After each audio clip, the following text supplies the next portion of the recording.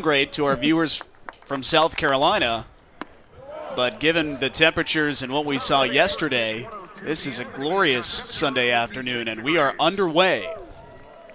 Benjamin Blackwell, the shortstop, leading things off for the Tigers.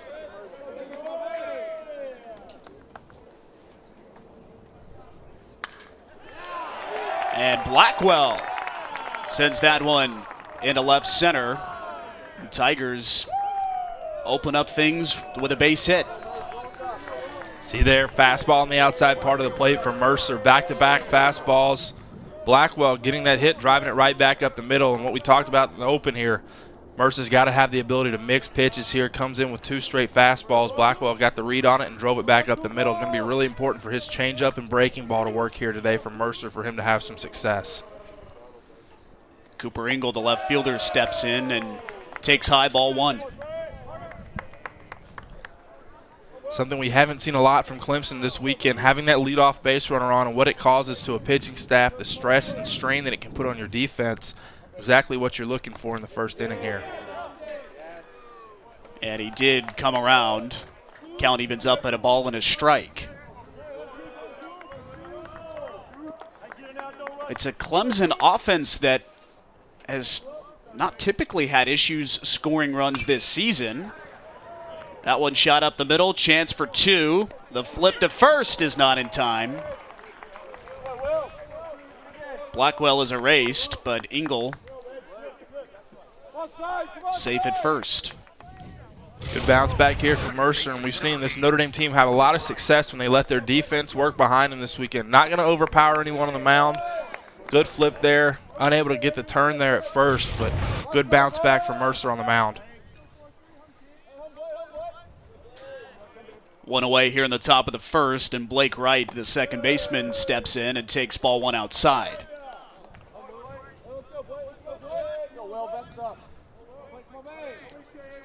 Clemson came into the series averaging nearly 8 runs per game. That one drifts into foul territory, and it's a ball and a strike. But this Tigers lineup, which is young and inexperienced, still getting used to the flow of ACC play, has just not been able to find anything offensively. Off-speed pitch, over to third, to second for 1, and the relay is not in time. Good job there by Brannigan at third, coming and getting that ball, getting to the second. Really strong third baseman here for Notre Dame. Unable to turn it. Came up and attacked that ball, got the hop that he wanted. Little high throw at second, which kept them from turning it. But again, another ground ball. The ground ball is going to be Will Mercer's best friend on the mound here today.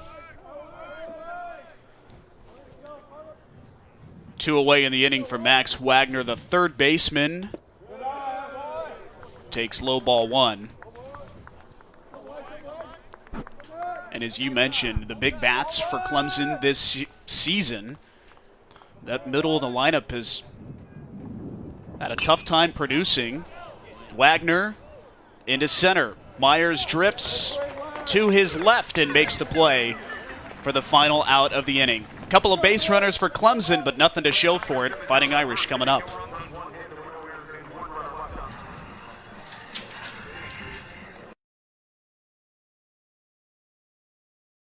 Game.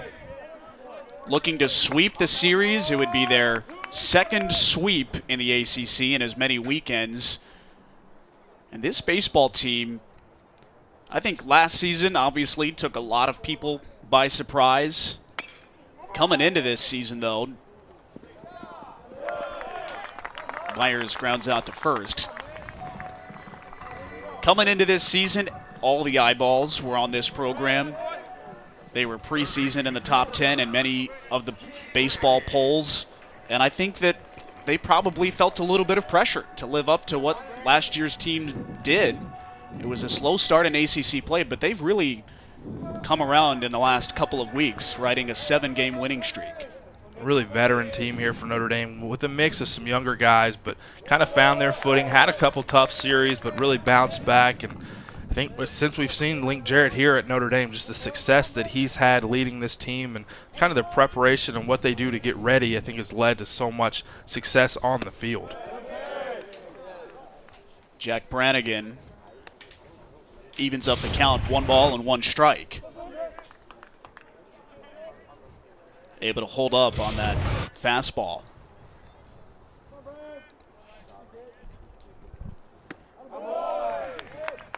One and 2.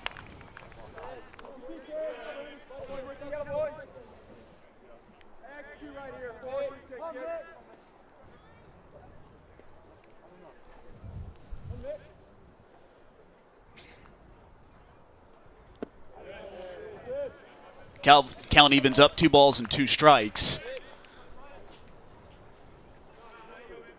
Big series in the ACC this weekend down in Miami between the Hurricanes and UVA.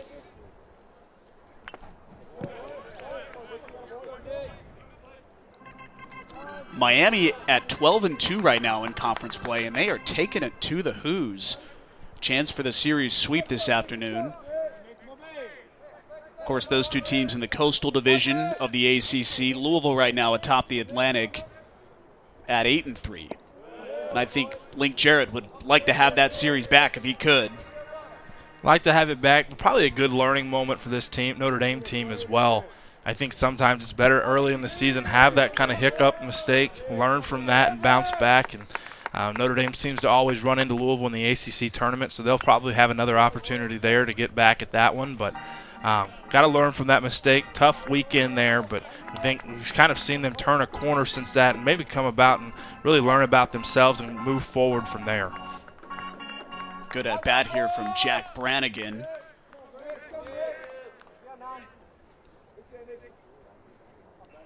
Here comes the 3-2. Fouls another one off.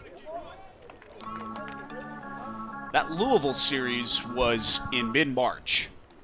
Notre Dame gets swept, and you're thinking, all right, not the start that you want in conference play, obviously. But I think with the expectations for this team coming into the season, they've really had to deal with more than teams of years past. There's no question about it. They have garnered the attention of most of the country as Jack Brannigan works a walk. Good at bat there by Brannigan, working the count a little bit. But as you said, part of becoming an elite team and an elite program is dealing with those expectations. As you said, last year Notre Dame didn't have a lot of expectations and surprised some people. You see that pitch right off the corner of the plate there, unable to get the call.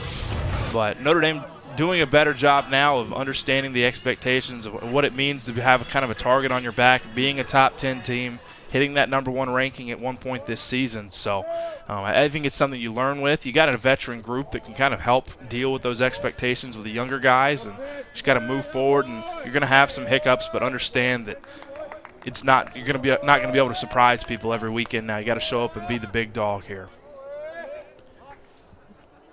Jared Miller calls time. Miller 2 for 8 in the series with a couple of singles.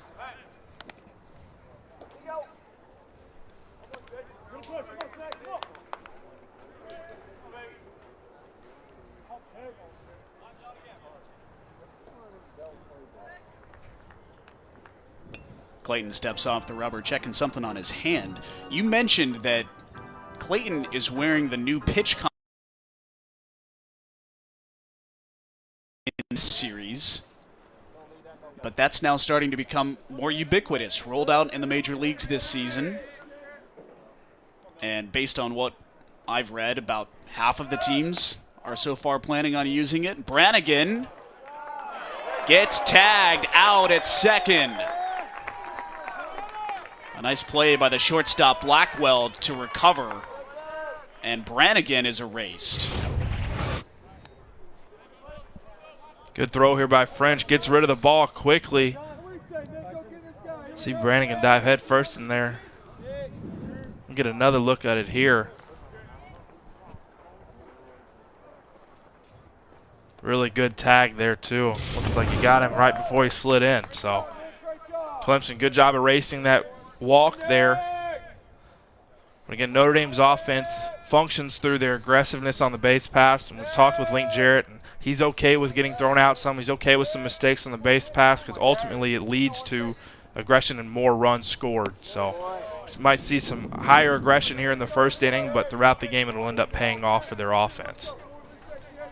3 balls and a strike to Jared Miller with 2 outs in the inning and nobody on. But you're right, French with a good throw to get him. Fouled back out of play, and the count's full. You'll see here from Miller, gets into this 2-strike count. And these Notre Dame hitters have a really good approach with 2 strikes, really good at fouling off pitches that aren't for them, and then looking for the one that they can drive. Jared Miller draws a walk with 2 outs in the inning. The Irish have a runner at first, and Carter Putz, the cleanup batter, will step in. Not a good trend here if you're Clayton. Got to figure out your walk situation. You've been able to erase the first one you had through a caught stealing, but trend has got to stop here throughout the game. This Notre Dame offense really functions well when you allow them to have free base runners because they can directionally hit really well and can drive runners and move them around. So got to find a way to get in and around the strike zone a little more if you're Clemson. Putz takes strike 1.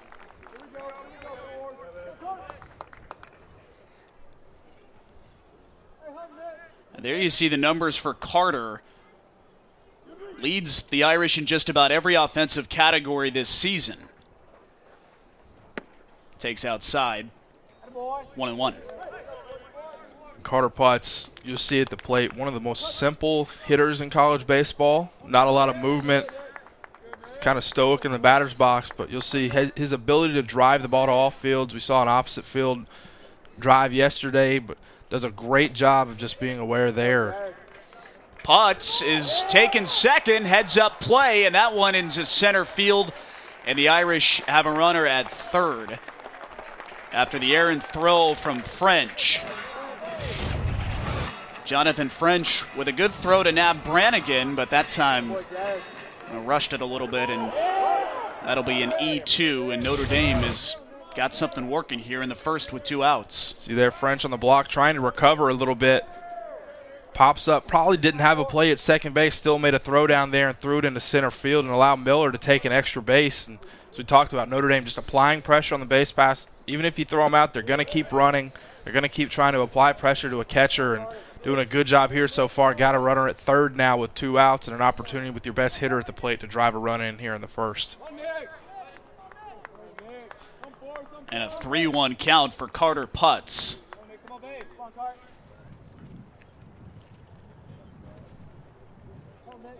Early traffic on the base paths for both the Tigers and the Fighting Irish. Can Notre Dame do something with it?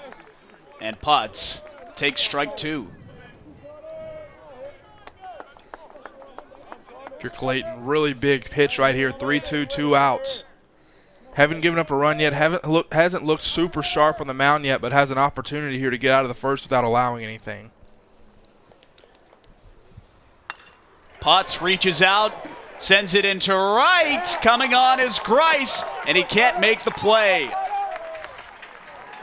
Notre Dame strikes first. That's a good piece of hitting from Carter Putz. We talked about Putz's ability to use all fields here. 2-strike swing, just shoots the ball to right field, gets it down. Notre Dame takes the lead here in the first inning, but Carter Putz just continues his tear this season. Just a menace to opposing pitchers with his ability to use the full field, shoot the ball the other way, take what's given to him. Doesn't have to drive the ball out of the ballpark, can take a single and just drive a run in. That's the 25th RBI on the season for Putz.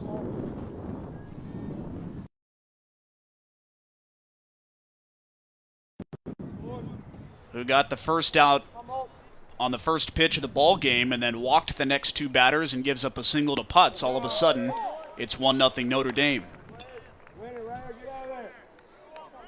You see there, young pitchers, what that walk can do for you in an inning. Very lucky that Clemson threw another runner out there. It could be a 2-0 game here. So, importance of being in and around the strike zone and letting your defense work. when you're not and you have those walks and start to build up traffic on the base pass, it can lead to mistakes, and it makes your kind of window for perfection have to be a little tighter there and have to get in and around the strike zone. And you make a mistake like that pitch to putts on a 3-2 count, now you're down 1. Ryan Cole looking for his first hit of the series.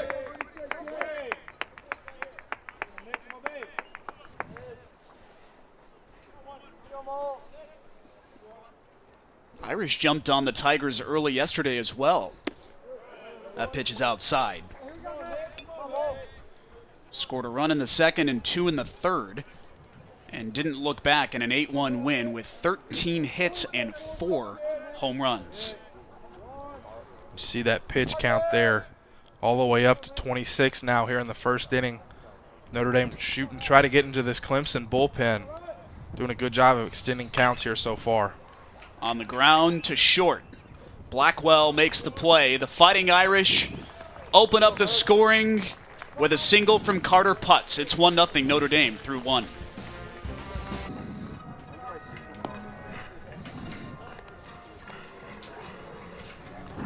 Will Mercer has a 1-run lead here in the top of the second.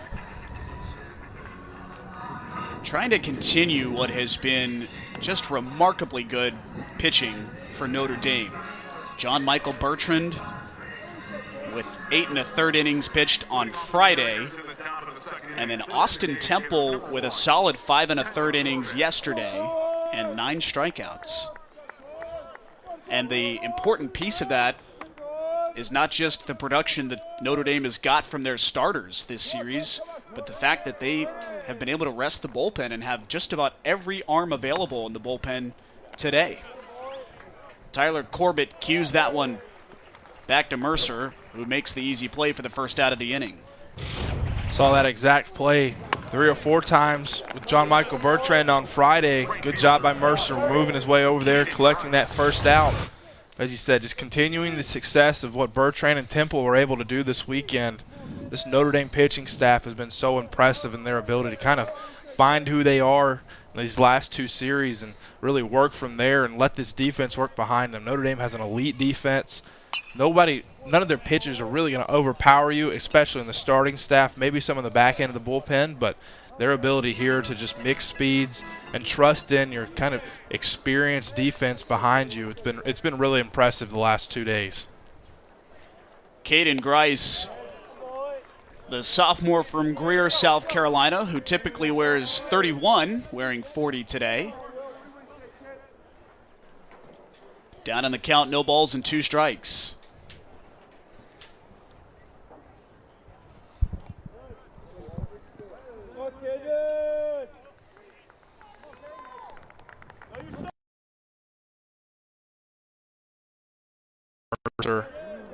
Just spiked that one a little too much.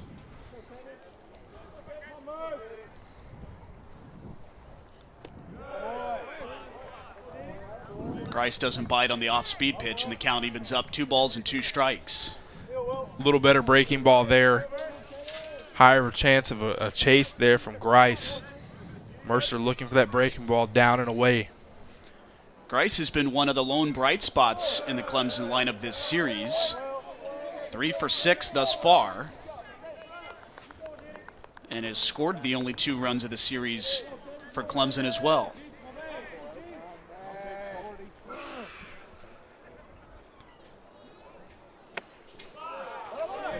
Just misses off the plate, and Grice draws a 1-out walk. Really close pitch there by Mercer. He had thrown 3 breaking balls in a row, so you were expecting fastball in that count. See there the breaking ball, the pitch before, but unable to get the call on the fastball there on the outside part of the plate, and now have to work with a runner on base. So here's Briar Hawkins, the first baseman, who takes ball 1.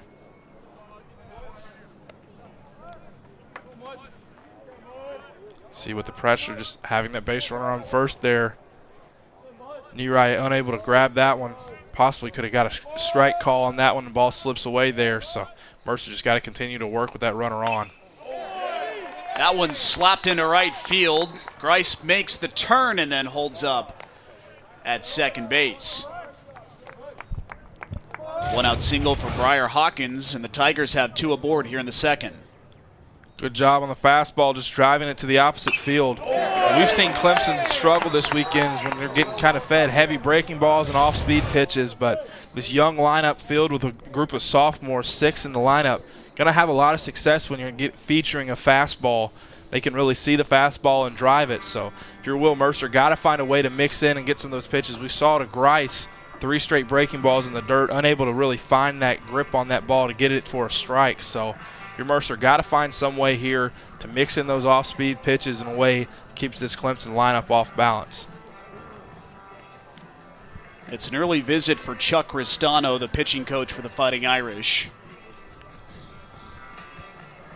And activity in the bullpen for the Fighting Irish. Alex Rayo getting loose.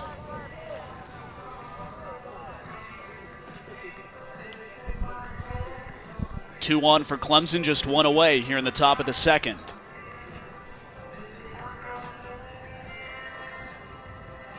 Chuck Ristano, my former pitching coach, coming out and having a talk there, and his conversation there just kind of calming Mercer, telling him to trust in his grip, telling him to trust in his defense behind him. He's done a really good job this series. We've seen him in his mound visits, those pitchers reset and come back and have some success. So trying to reset Mercer here, let him take a breath, and then come back and attack this hitter. Jonathan French, the batter, the catcher, who made an error in the first inning, a throwing error that led to that Fighting Irish run. And French with a rip down left field, but foul. See Chuck Ristano there.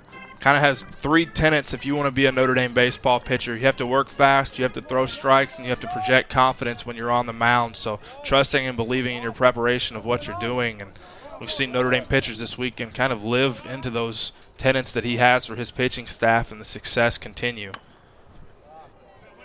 I like that work fast part of it too.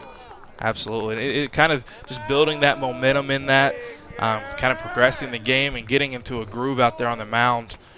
We have had my former teammates who have had a different philosophy. I know throwing it back to Scott Tully, who was a fifth-year senior at one point, really kind of took his time out there on the mound. But when Notre Dame pitchers have seen a lot of success is working fast and attacking the strike zone.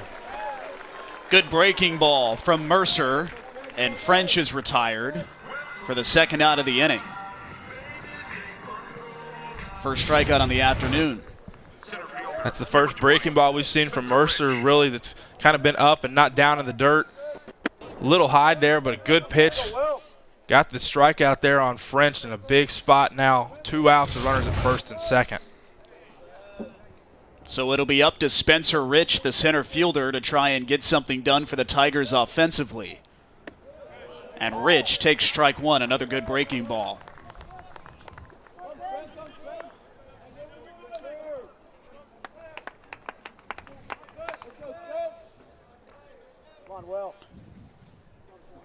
Spencer with 1 hit in the series, 1 for 4 this weekend, and he takes strike 2. Good job here by Mercer, getting right back in the strike zone, getting into a 2-strike count.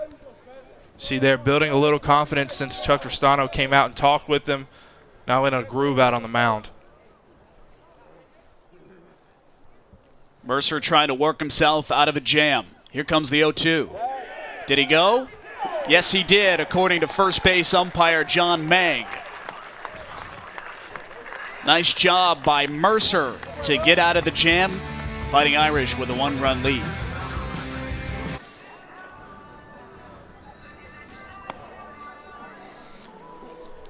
There's the resume for Link Jarrett, the head man for the Fighting Irish.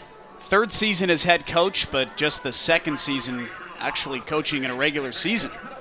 Of course, the 2020 spring season canceled, along with the rest of the spring sports in the NCAA. See there, won an ACC regular championship last year, has really redefined Notre Dame baseball and the success that they're having, leading to a #1 ranking at one point this year. And just his ability to teach hitting and create an elite defense through shifts and different things that he does in his practice. It's been so impressive in his short time here at Notre Dame, kind of revitalizing a program and bringing them back to the national stage. We talk to his players, and what they talk about is just the preparation that they go through to get into a game. It's so challenging and so hard. They get to games, and it's just they're ready to go. And they say practice is much harder than when they get into games. So their preparation is what has led to Link Jarrett's success in these early years. Danny Neary, the batter. 2 balls and a strike. Pretty good numbers on the season for the catcher. Off the end of the bat, count evens up 2-2. And Colin, you've been able to witness up close the transition of this program from being a non-factor essentially in the ACC to now, as you mentioned earlier, the program that has a target on their back, something that these players are not quite used to. What has been to you the most, is there a single most important reason or factor that's changed? Because there's a lot of guys up and down this roster who've been playing in the program for the last 3 or 4 seasons. I think Coach Jarrett, you see a ball lined at center there by Neary for a base hit. I think his trust in his players and the preparation and just the expectation that he sets of being elite is what leads into that. I think he has an expectation and a level that he sets for his players, but he helps them get there as well. The relationship that he builds with his players and understanding what they need and helping them through their struggles. Definitely a player's coach, and he's been so good for these Notre Dame student athletes. And I think you've seen the growth, as you said. There's some players who were here through the struggle and hard times who have now are having excellent careers. Brooks Coatsy being one at the plate here. Danny Neary leads off the bottom of the second with a single as Coatsy takes strike 1. Spencer Myers, Carter Putz, Zach Prasner, the others who have witnessed this incredible transition.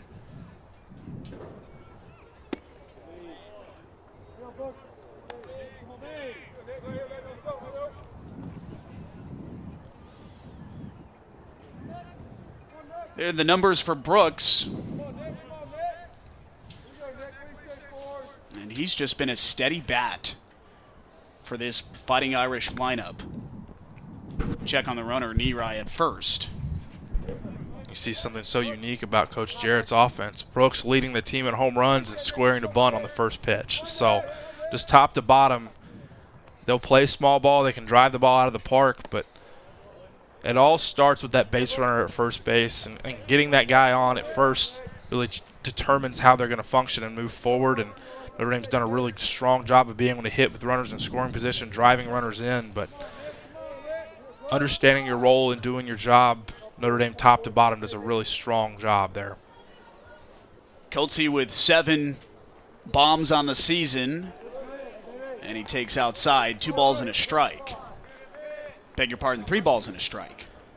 Unable to get the call there on the outside part of the plate. Really good job by French there framing that pitch, trying to bring it back, but unable to get a call.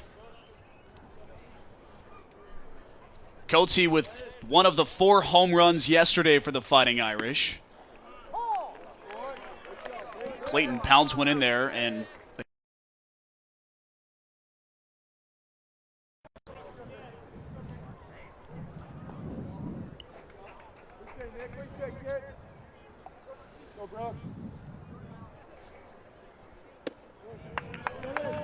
just outside, and the first 2 are aboard for the Fighting Irish.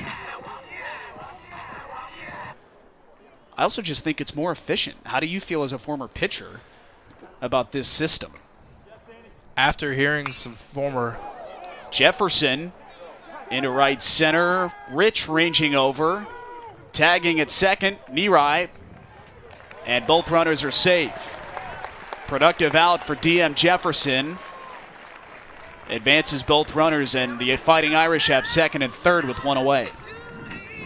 Notre Dame's offense being productive there, moving the runners with less than 2 outs. Good job by Jefferson. Drive that ball out into the outfield. Good job by Coatsy to get back and tag there and move up as well. So has second and third here with 1 out. Now Notre Dame in a good spot. Preisner coming up to hit. Opportunity to drive a run in here.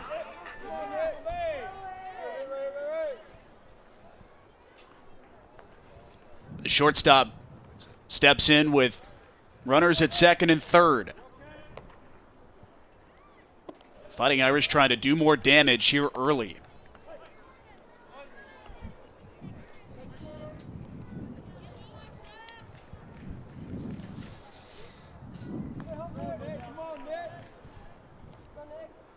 What can be so draining for an opposing pitching staff against this Notre Dame team is they're just so relentless in what they do. They have a process of how they attack. We saw got 2 leadoff runners on, then you move them over. Now you have runners at second and third with no outs, and it's just kind of relentless in what they're doing. And this is the bottom of the order doing it as well. So in a time where if you're Clayton on the mound thinking you might have an opportunity to kind of take a breath here and reset, you've now got 2 runners on, 1 out, and an opportunity for Notre Dame to extend a lead here. So their offense just relentless in what they're doing and their process of how they're doing it, understanding their job, what they have to do, and moving from there.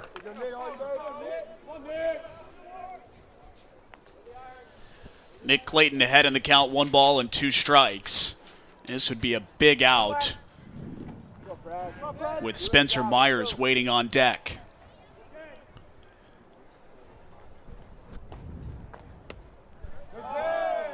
Fastball misses, 2-2. So you were saying about the PitchCom system? Yes. So, I mean, as a former pitcher, kind of worries me about how it would affect my rhythm, but hearing current major league pitchers talk about how it's helped them in their rhythm, helped them get going, I like that. And then kind of curbing that sign stealing that's happening at second base, I think it's a great thing there.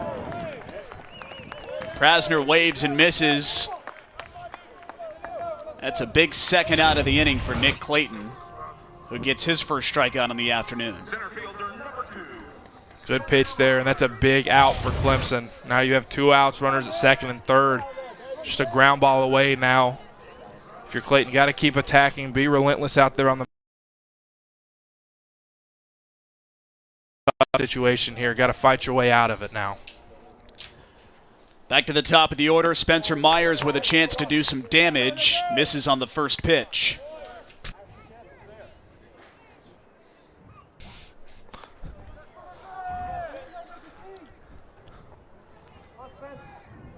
So you see Clayton looking. Now there's 2 different systems. There's the system where you can look at the band and it will tell you the pitch. There's also the one where there's a device in your cap and it will voice the pitch. But you're right. I mean, you talk to a lot of these major leaguers and even the minor leagues, which is where a lot of the experimentation occurs. And I think there have been plenty of surprises at how efficient the system has worked.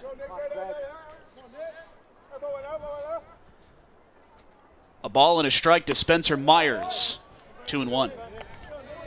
Have a base to work with here.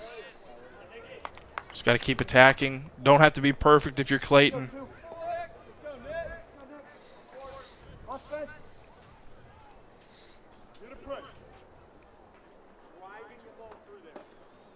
Two balls, 2 strikes, 2 outs in the inning. Outside. Beg your pardon, now 3 balls and a strike.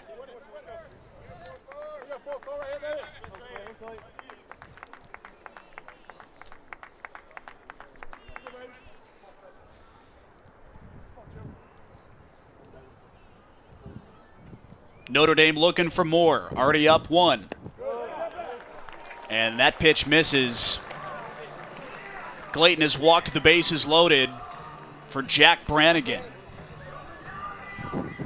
Had the open base to work with there, but still, if you're Clayton, have not shown the ability today so far to be consistently in the strike zone. So pressure gets cranked up here now as you got bases loaded with 2 outs. Really strong hitter coming up here from Notre Dame. 4th walk on the afternoon already. In just an inning and 2/3. And that one misses. A ball and no strikes to Jack Brannigan, who walked in his first at-bat.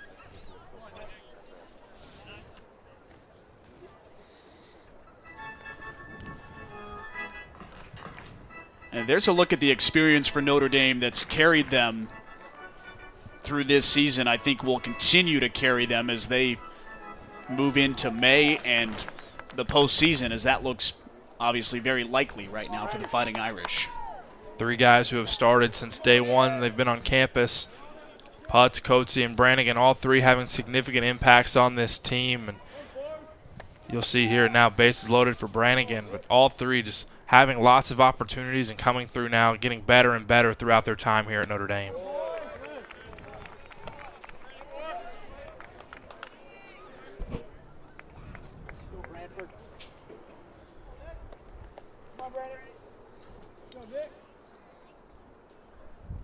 Brannigan 3 for 8 in this series coming into this afternoon's matchup. Takes outside, 2-1.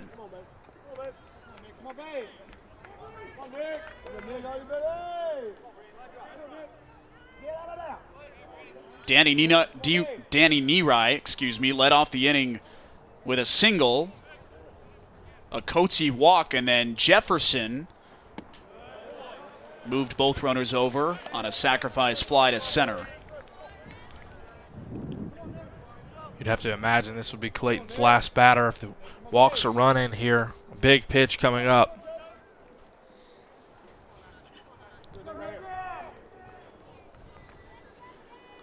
Three balls and a strike. And that one clips the top of the zone. Count is full.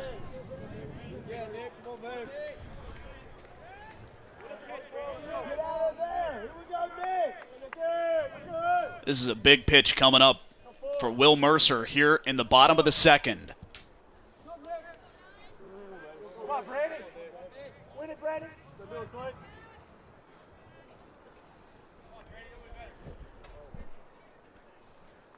Bags are full. Here's the 3-2 on the ground and just foul. It's line, and again, Notre Dame just fighting in 2 strike counts and finding their pitch. Brannigan again taps that one foul. Already 57 pitches on the start for Will Mercer.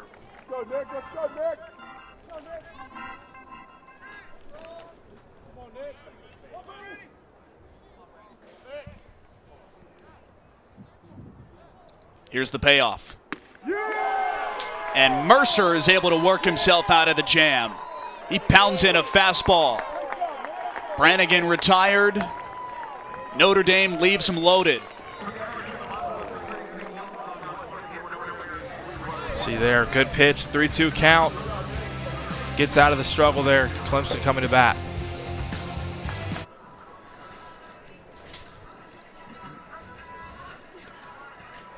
Lovely day for a ball game in South Bend. Temperatures in the high 50s.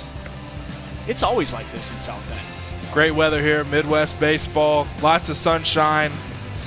Getting the nice spring coming in here in South Bend, a full packed house. Awesome to see South Bend coming out and supporting this Notre Dame baseball team, having a lot of success this weekend. Tickets free for every Notre Dame baseball game this season, and that goes across for all of the sports that are not football and basketball here in South Bend. Well, after yesterday's weather and temperatures, I think we'd take this. Wind is blowing as Benjamin Blackwell steps in and takes strike one. Wind shifted, though. First 2 games of the series blowing from left field to right field. Today, however, blowing out to left.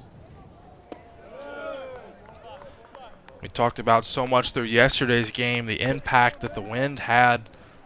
These hitters for both teams pulling the ball into the left center gap, and the ball just kind of dying on balls that looked like they'd be home runs off the bat. So a different kind of playing surface here today. You got to understand where that wind's blowing as an outfielder, and as a hitter, use that to your advantage.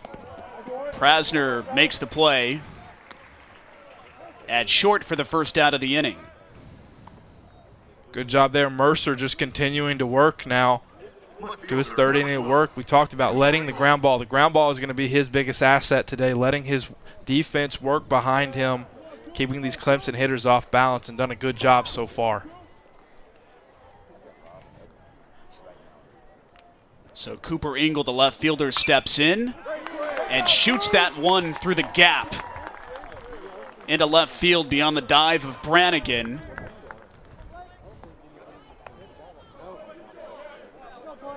Tigers have one on with one out here in the third. Really good swing there. Shoots the ball the other way past Brannigan into left field, and now Clemson's got a base runner with one out. If you're Mercer, those will come when you're looking for a ground ball. Just got to look for another one here, try to roll a double play. Off-speed pitch misses to Blake Wright, the second baseman. That one shot through the 5.5 gap that Tony Gwynn made famous. On the ground, this could be two. Miller does it himself, and the side is. Nick Clayton fires his 60th pitch of the afternoon, and it's a strike to Jared Miller, who leads things off in the bottom of the third. Clayton did a nice job working himself out of the bases loaded situation the previous inning. Miller takes outside.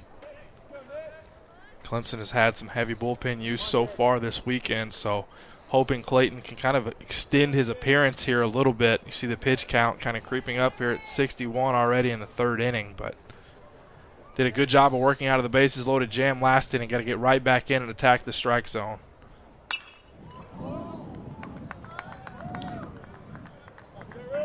Jared Miller, the lone run thus far for either side, back in the first inning. Walked and then advanced on a wild pitch and an error from the catcher French, and Carter Putz was able to drive him in. A shot to short, smothered by Blackwell, who recovers and makes a nice play for the first out. Really good play there at short by Blackwell. Miller got a good piece of that ball out there. Good job there to get it across the infield, but get a look at it here again. Miller does such a good job of going the other way with the ball, but Blackwell lays out there, full extension, and gets up, recovers nicely, and makes a strong throw across the infield.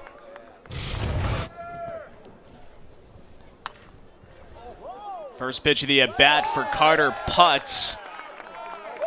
And Hawkins able to make the play in foul territory. Two easy outs, just what Clayton needed here in the bottom of the third. Just what you're looking for if you're Clemson out of Clayton, trying to extend this start here. Only trailing by one. Has had a lot of traffic on the base pass through these first two innings, so a good start here in the third inning for Clemson. Ryan Cole, the left fielder, takes ball one. Grounded out in his first at bat.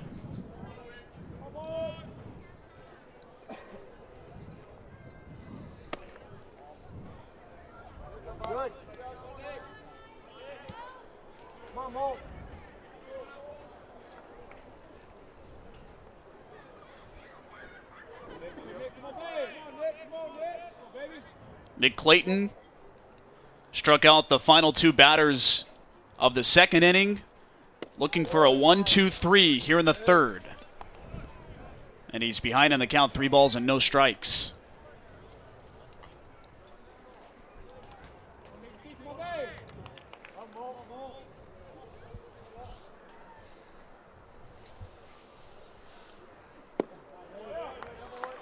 Four-pitch walk to Ryan Cole with 2 outs, and the Fighting Irish have a runner aboard. Some inexperience there again, showing from Clayton. You get 2 quick outs in the inning and then walk the third batter, allowing Notre Dame to have another opportunity to hit with a runner on base here. And Clayton now up to 5 walks and 2 2/3, so got to find a way to be in and around the strike zone a little more, find some consistency on the mound. Done a good job to work out of his struggles that he's created himself, but eventually those walks are going to catch up to you on the mound.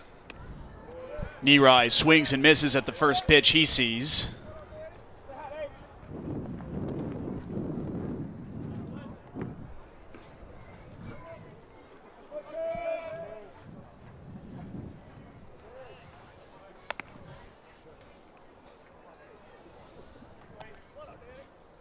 Danny singled back in the second inning.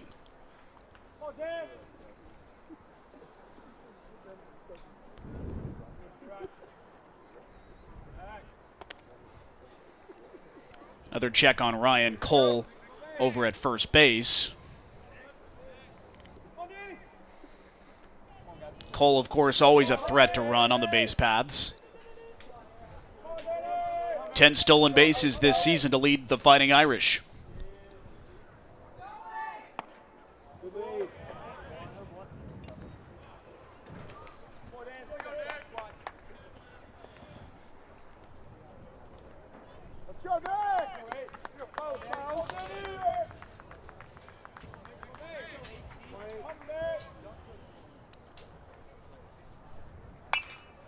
That one lifted in the air to right. Grice able to get under it. And that's just what Nick Clayton and the Clemson Tigers needed. We head to the bottom of the third with the Fighting Irish up by 1.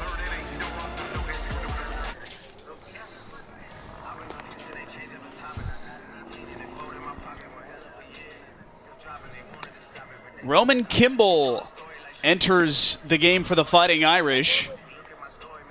Appeared twice in the weekend series against Florida State.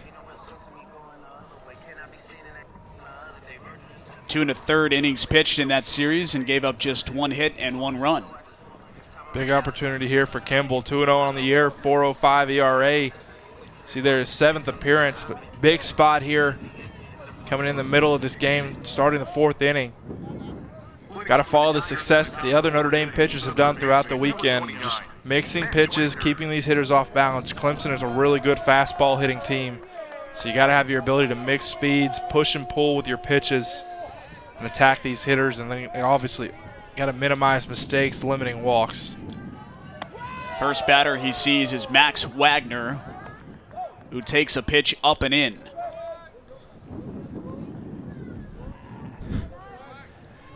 Kimball's got a fastball that can jump a little more than some of the other guys we've seen this weekend. So Wagner tags that one deep into left field, and that's a no-doubter.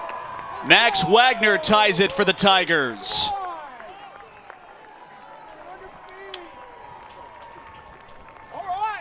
Wagner, one of Clemson's best hitters. Coming into today's game, had been 1 for 6 on the series. Hadn't had a lot of success, but as we talked about, this Clemson team, really strong fastball hitting team. Kimball comes in with the fastball, and Wagner drives that ball off the scoreboard in left field, and we're back even here at 1. But to find success, these Notre Dame pitchers and this bullpen is going to have to find a way to get off the fastball, still be able to use it, but mix in other pitches as well. But a really good swing there by Wagner. 9th home run of the season for Wagner, who leads the team in that category. And the Tigers even it up here in the 4th. Tyler Corbett swings and misses, and it's a ball and a strike.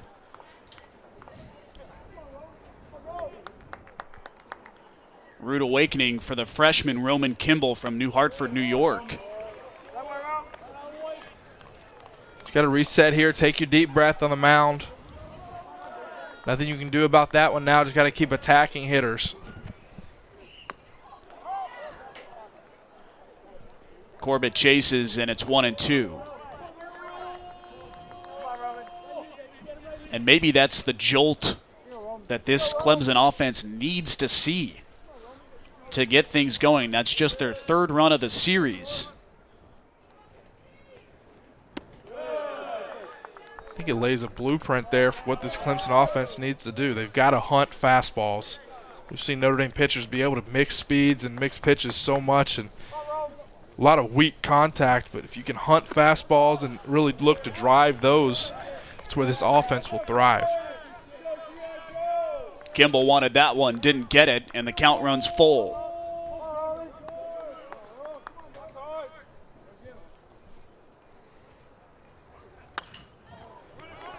jammed up the middle. Preisner's going to have to hurry, and he's able to make the play.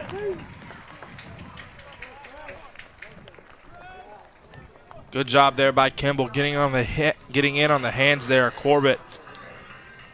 Really good job by Preisner as well, coming across the middle of the infield, making a strong throw there.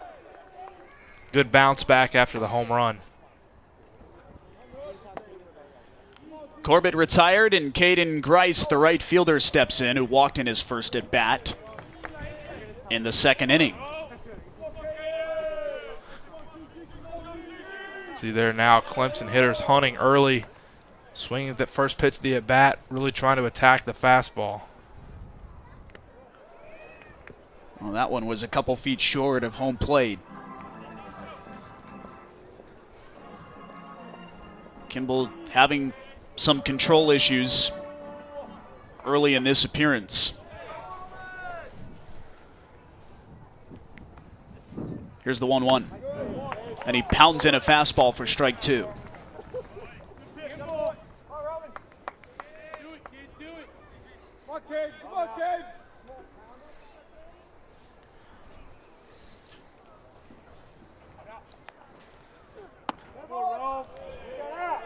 Two and two.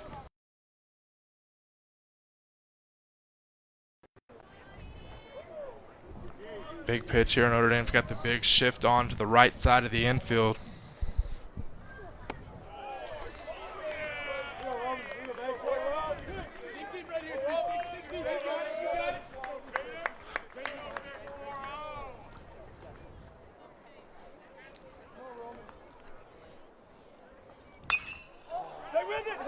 In the air, left field, and it falls over the wall for a ground rule double.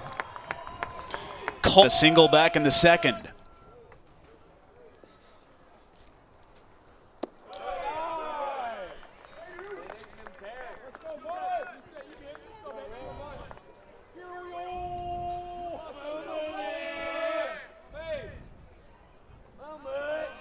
Three innings pitched for the starter, Mercer.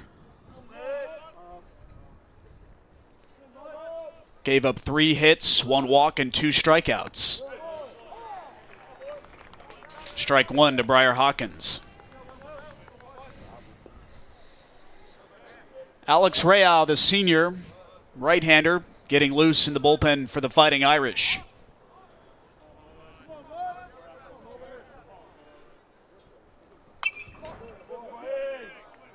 Fouled out of play, and the count evens up 2 balls and 2 strikes. Good bounce back here by Roman. Got to get right back in the strike zone. You gave up the home run and then a miscue in the outfield. Just can't let that affect you as you kind of advance through your time. Just got to understand, got to keep attacking, keep a level head on the mound.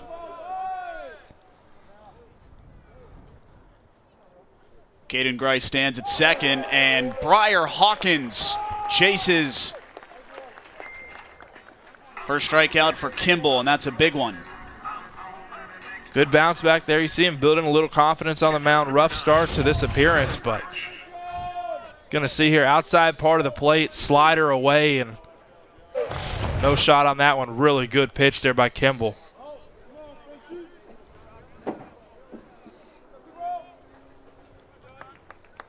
So it'll be up to Jonathan French, the catcher, who steps in with a runner at second and 2 outs. And French takes strike 1.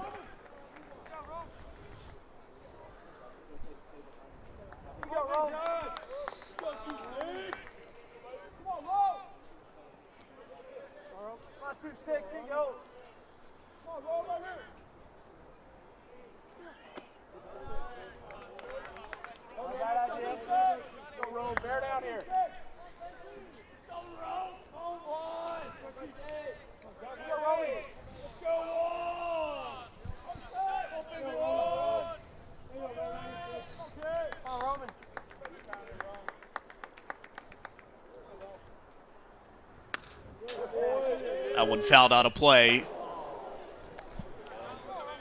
To the stands down the right field line. 1 ball and 2 strikes.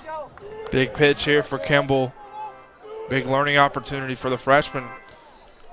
Bounce back here, gave up the home. Big pitch coming up, want to continue to attack.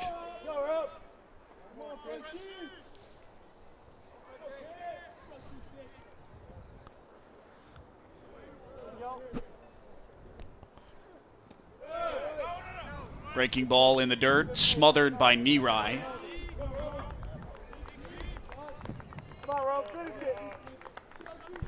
Two balls, two strikes, two outs.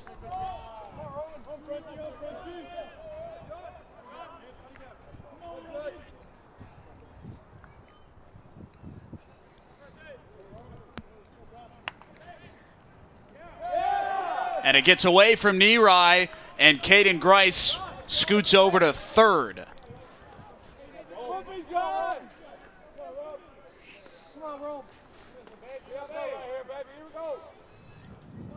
Kimball just doesn't quite look sure of himself right now, Colin. Got to find some confidence, step off the back of the mound, take your deep breath. Big pitch coming. You're still in a good situation here. Can work out of it one pitch away. Got to trust your stuff here. Trust your catcher behind the plate. Don't have to be perfect. Just attack the strike zone. Here's the 3-2. Strike three called. Back-to-back Ks, and the side is retired, but not before Clemson gets on the board with a long one from Max Wagner, who sent it deep into the South Bend afternoon, and we're tied at 1.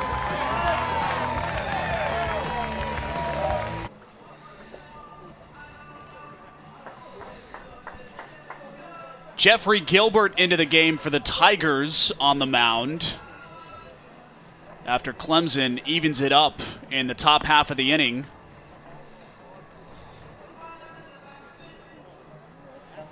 Gilbert with 3 innings pitched against Georgia earlier in the week. Gave up 3 hits and 2 earned runs.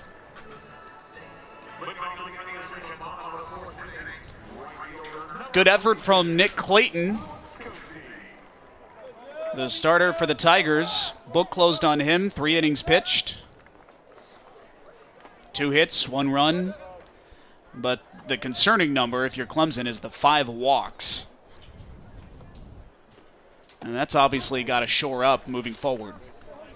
Clemson been able to stay in the game here so far. Got the game tied in the last half inning. This pitching staff now looking for a shutdown inning. The importance of throwing a 0 on the scoreboard after you score a run and allow your offense to continue the momentum into the next inning. So big spot here for Gilbert to attack these Notre Dame hitters. Brooks Coetzee with an excuse-me check swing, and it's a ball and a strike to the right fielder who walked in the second.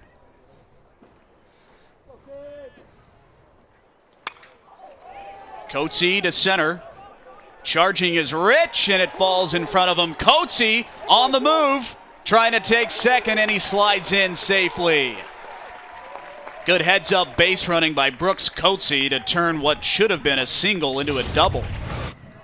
Good hustle out of the box there by Coetzee. Drives that ball to center field, unable to come up with a catch there in center is Rich. And again, we talk about aggressiveness on the base pass from Notre Dame, and Coetzee attacked that run, that hit there like he was going for second the full time, was able to slide into second safely.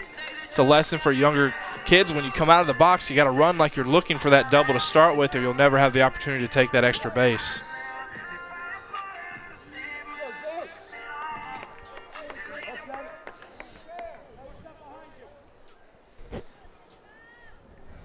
Fifth double on the season for Brooks Coetzee.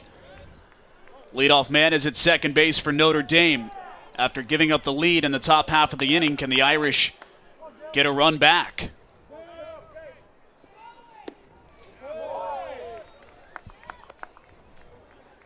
Pinch hitter for Notre Dame is Jack Ziska.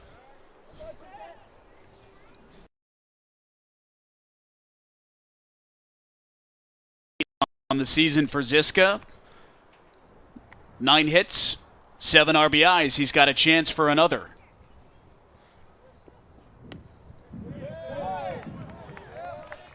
Quickly behind in the count, no balls and 2 strikes. Ziska, someone with a lot of experience for this Notre Dame team.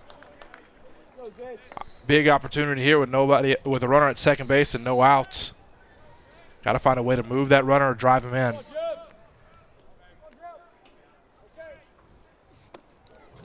Runs inside. 1 ball and 2 strikes.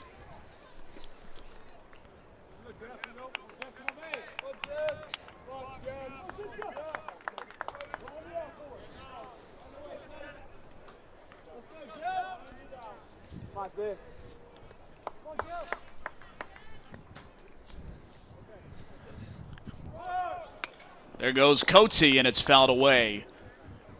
And we'll do it again.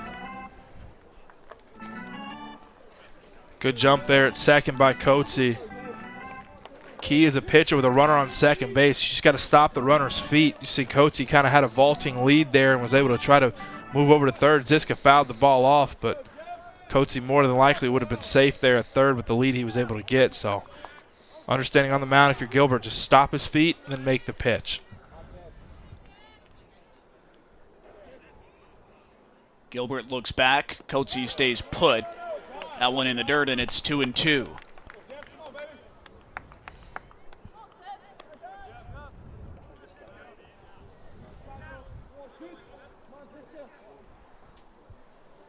Zach Preisner waiting on deck for Notre Dame, who had a chance to jump on Clemson early. They left the bases loaded in the second. Here's the 2-2.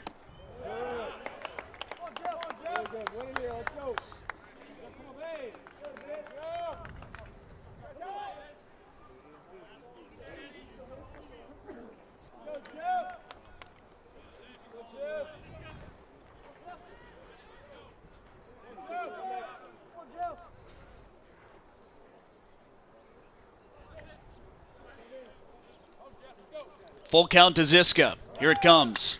Ziska sends that one into the gap in left center, and it is off the wall. Here comes Coatsy. He scores easily. Back-to-back doubles to open up the bottom of the fourth for Notre Dame, and the Fighting Irish regain the lead.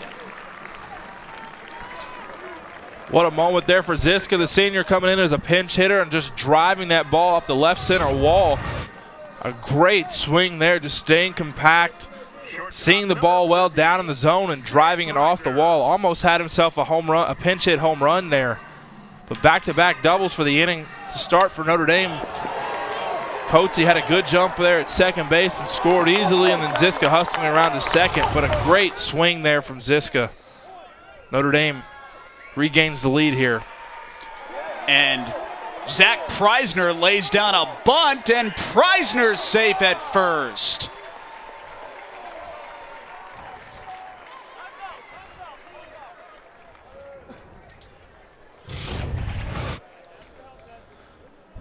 That was a great-looking bunt from Zach Preisner, and I think he caught everyone off guard. Good bunt there by Preisner. We're going to have a conversation here from the umpires, seeing if the ball hit Preisner as he came out of the box there. More than likely going to go to replay to look at this, but Clemson arguing that Preisner hit the ball to move it forward there a little bit out after he got outside of the box.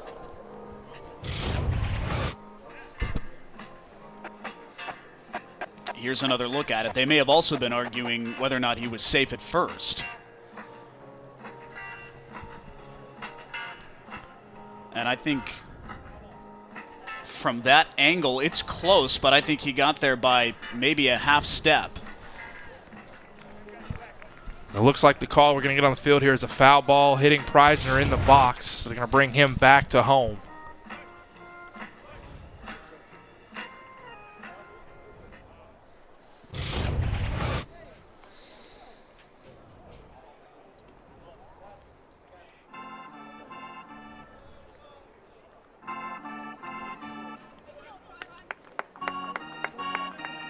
That certainly does look like it hit off the knee. Lucky to still be in the box there. Going to get another opportunity if you're Preisner. But unfortunate there for Notre Dame. It's a really good play there.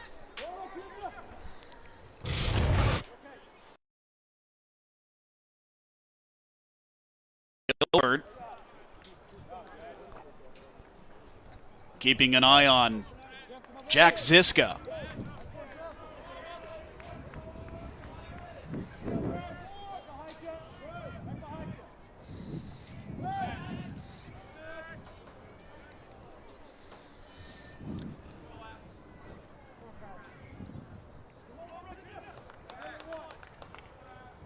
How about the approach from Zach Preisner, though?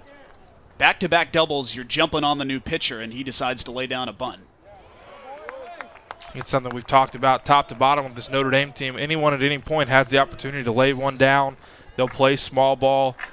They all can kind of own a different role, and no one's really too big for the moment, too big to do something like that. So just finding different ways to attack a pitching staff, whether it be hitting the ball off the wall or laying down a strong bunt there. But really strong bunt. If only it wouldn't have hit him, but good approach there by Preisner. Takes upstairs, a ball and 2 strikes.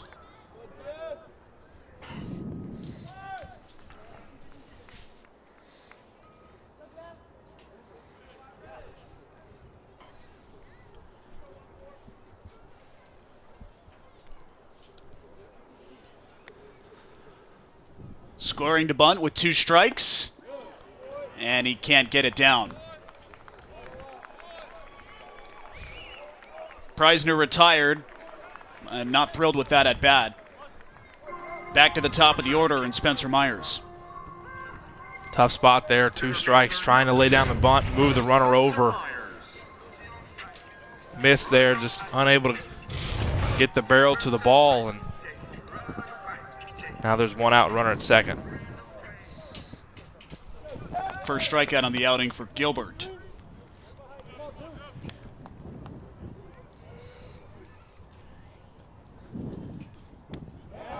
Myers 0 for 1 with a ground out in the first, and he walked in the second.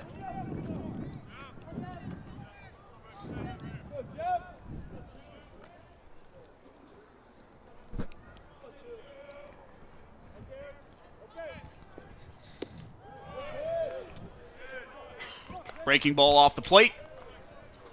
1 ball and 1 strike with Jack Ziska standing at second base.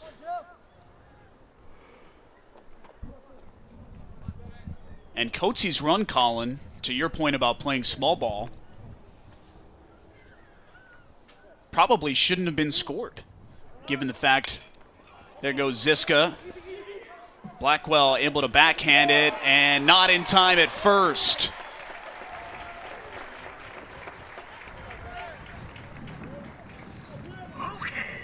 There's a lot of positives that Notre Dame can be able to take out of this weekend, but I think one of the biggest ones is getting Spencer Myers back on track. Ground ball there in the hole for the shortstop, and his legs able to beat this one out. See there, just great speed from Myers down the line, and the senior for Notre Dame just really getting back on track after a tough start to the season. He's going to be so key to Notre Dame moving forward as they try to start to advance towards the postseason and what their ability to do. He's been so key the last few years for Notre Dame. So seeing him on track and being on base and able to run too is big. Brannigan swings at the first pitch he sees, and that is not going to be a double.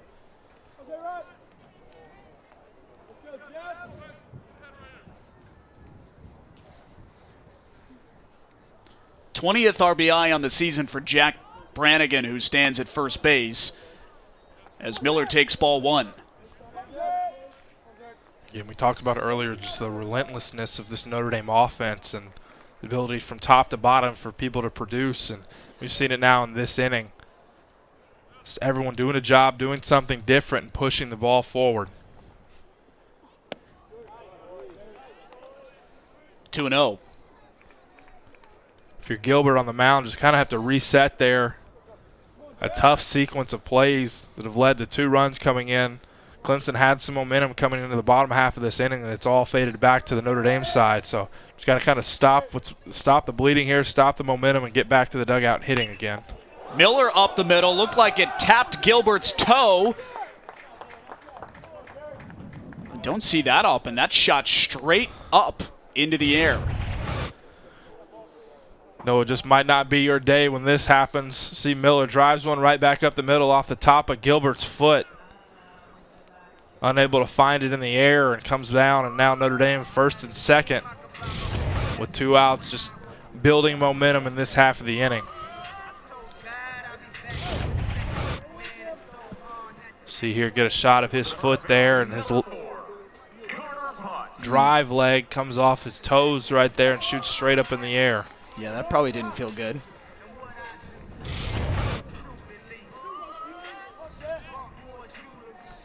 Great shot by our crew. 2 aboard for the Fighting Irish in the bottom of the 4th with 2 outs.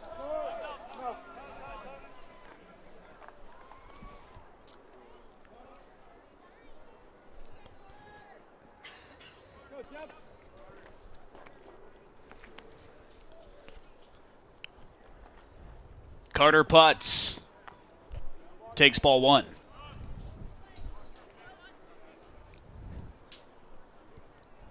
Butts with an RBI single back in the 1st. And with a couple of Tigers warming in the bullpen, you wonder if Gilbert can go here.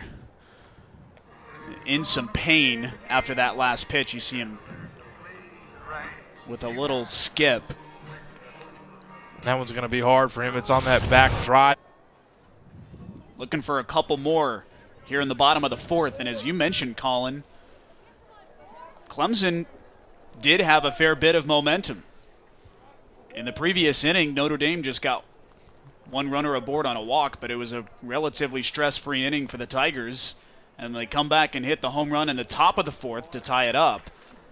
But whatever momentum they had then is lost now, just trying to limit the damage from the Notre Dame bats in the bottom of the 4th. And it felt that Clemson had started to have some better at-bats in that last half inning, and obviously the home run helps with that as well. But tough situation to come back into the bottom half and let these Notre Dame hitters go. And Carter putts is going to get it done. Shoots it into the gap in right center, and it rolls all the way to the wall. Spencer Myers comes home. Miller behind him. And Notre Dame extends the lead with 2 outs. Beg your pardon, it was Brannigan who came in to score before Miller. One of the most complete hitters in college baseball. Carter Putz just content to use the opposite field gap. If you're going to pitch him away, he'll be happy to take it that way. Shoots the ball into the right center gap. Does such a good job. Has some power doing that as well. Drives in 2 more runs, and Notre Dame's best hitter comes through in the clutch again. Notre Dame extending this lead. As we talked about, recapturing all that momentum now, scored 4 runs in an answer to Clemson's 1.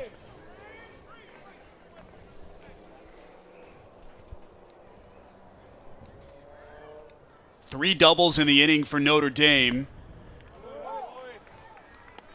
4 across thus far. And Ryan Cole steps in and has a chance to drive another one home. What you're seeing from Carter Putz is really a professional hitter at the plate, just content to take what opposing pitching staffs are going to give him. If you pitch him inside, he'll take it the other way. If you pitch him inside, he'll pull the ball. Does a great job hitting the pitch where it's pitched, just driving the baseball. Love how simple he is at the plate. Not a lot of movement, not a lot of motion, just attacks the baseball as it comes in. And Notre Dame's offense just continues to roll this weekend. Cole 0 for 1 on the afternoon, grounded out in the 1st and walked in the 3rd. And he cues that one foul, out of play. Cole's another key piece to this Notre Dame offense. Can kind of be a spark plug at time. Got to find a way to get back on track if you're him, looking to drive the baseball.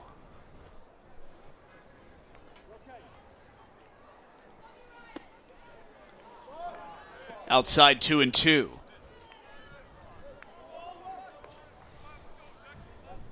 Danny Neary on deck if they get to him. Neary, the only batter who hasn't hit in the inning.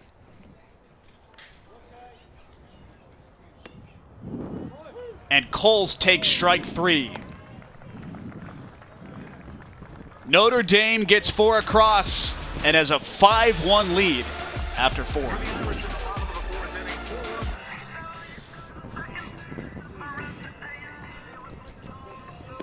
Roman Kimball back on the mound for the Fighting Irish to start the top of the 5th inning after he gave up a home run to Max Wagner and got roughed up a little bit in the top of the 4th, but the Notre Dame bats picking him right up, scoring 4 in the bottom half of the inning and giving him a comfortable cushion to work from. Did a good job bouncing back from that home run, had 2 strikeouts in the inning. Giving the young freshman an opportunity here, now has a lead. Let him try to bounce back here, try to build some momentum. Your offense is rolling right now, so you have an opportunity to get back on the mound, try to build off this appearance, get some time in a big ACC game. See, Notre Dame seemed to trust Roman a lot with his experience last week at Florida State and now here against Clemson, really looking for him to be a key piece of this bullpen. Spencer Rich, the center fielder, leads off the inning for the Tigers. Spencer struck out in his first at-bat in the 2nd. Beg your pardon, it's a pinch hitter, J.D. Brock, who sends that one into left. And that time, Cole is able to stay with it for the first out of the inning. Good job there by Cole, not overrunning that ball. We've talked about the skies a little different here today than we've seen the last 2 days. And the wind has changed as well. Great job there by Ryan Cole tracking that ball down in foul ground and pulling that one in. Back to the top of the order for Clemson and Benjamin Blackwell, the shortstop.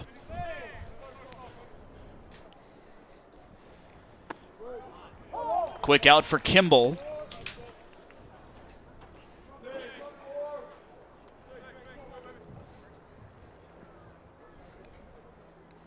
As you mentioned, had those 2 1/3 innings against Florida State in the sweep for the Irish in Tallahassee. The first time in program history that has ever occurred. So impressive.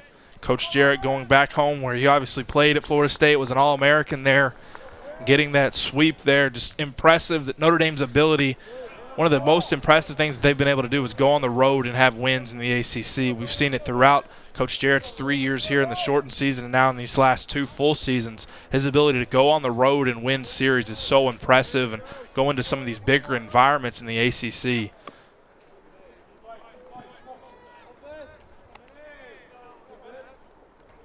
I think Notre Dame cut their teeth to prepare for those types of environments last year in the NCAA tournament, losing in the Super Regional to the eventual national champion Mississippi State. But, I mean, my goodness, that environment that they had to face down there in Starkville, I think that will get you ready for anything.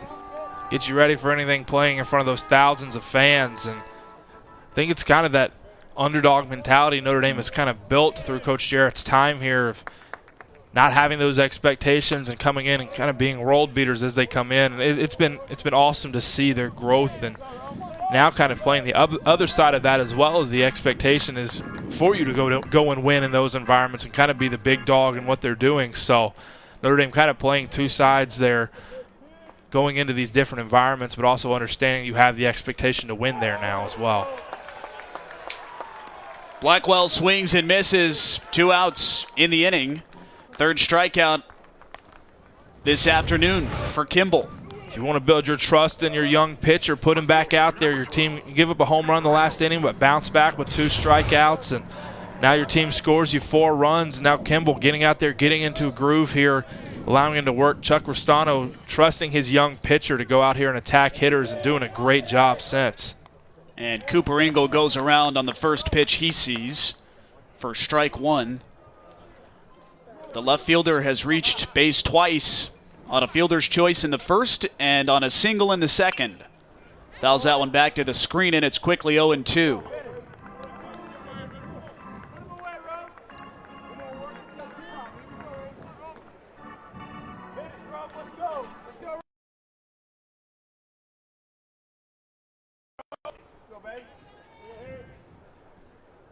Kimball comes home.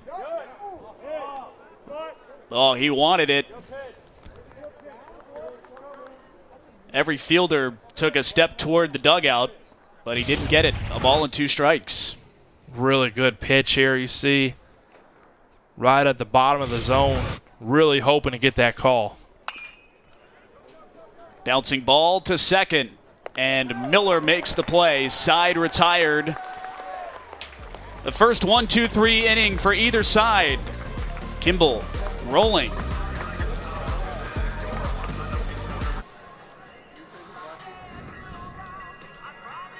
Danny Neary will get things started for Notre Dame here in the bottom of the 5th.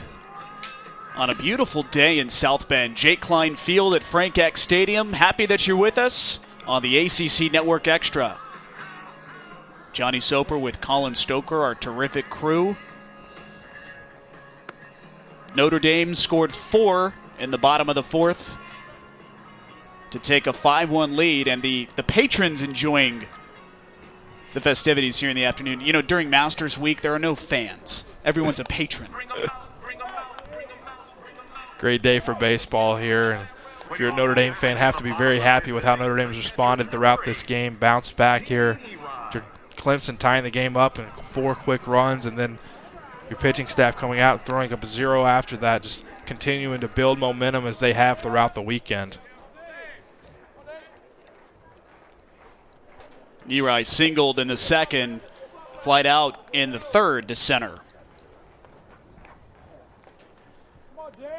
I saw some shots yesterday of the tailgaters in the stadium. Neary pokes that one through the left side for a base hit.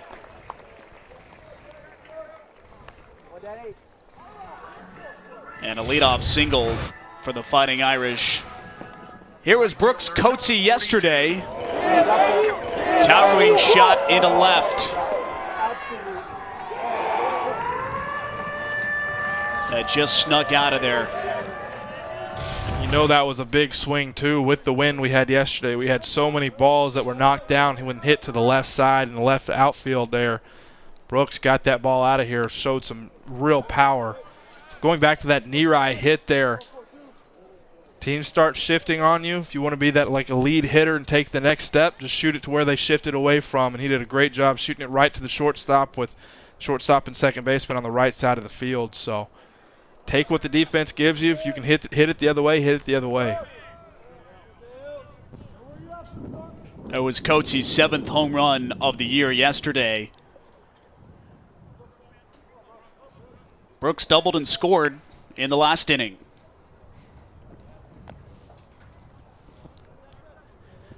Going back to what I was saying about the tailgaters, I think they're just trying to get a head start for November 5th of 2022. Getting excited. Got a big football game coming here.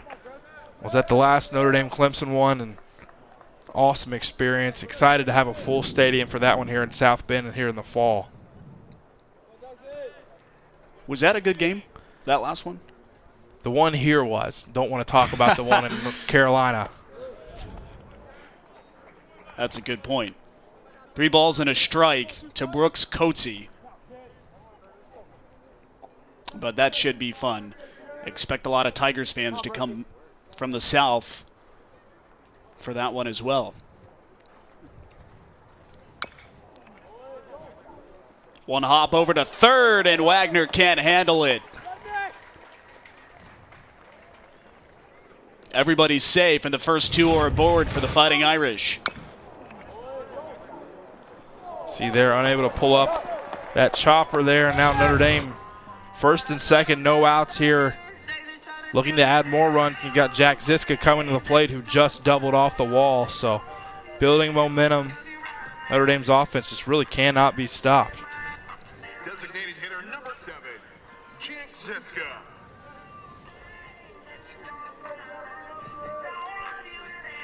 Ziska came into the game as a pinch hitter in the 4th, and as you said, immediately punched a double that nearly jumped out of here.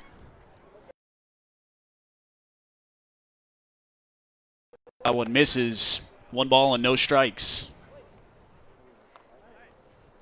Notre Dame picking up right where they left off in the last inning offensively.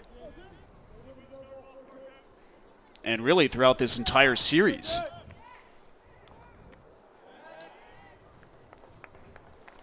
Lindley a check on the runner at second base. Neerai.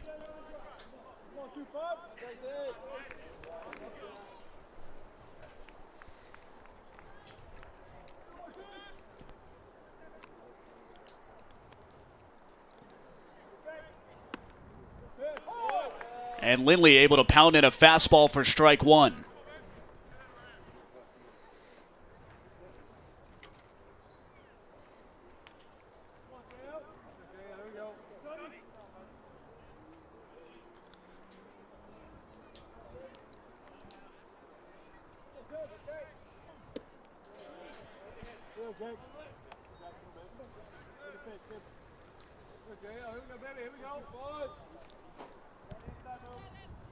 Notre Dame got the scoring started in the first inning with an RBI single from Carter Putz. Up the middle, off of Lindley, and everyone is safe. And years, and one of the more impressive series this season. Zach Preisner fouls that one away.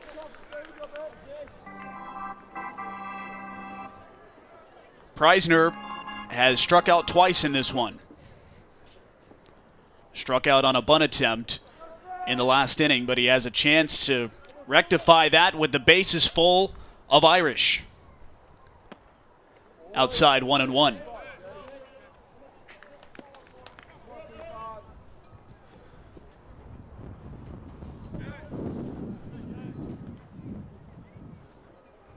Ziska at first, Coetzee at second, and Neerai at third.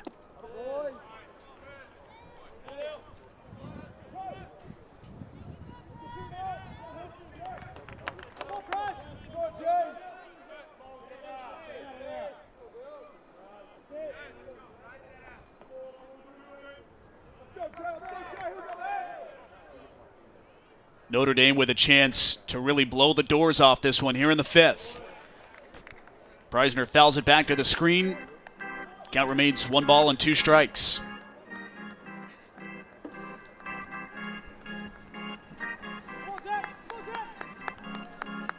Important spot for the freshman Jay Dill, who has seen a lot of action this season. In his opening collegiate campaign,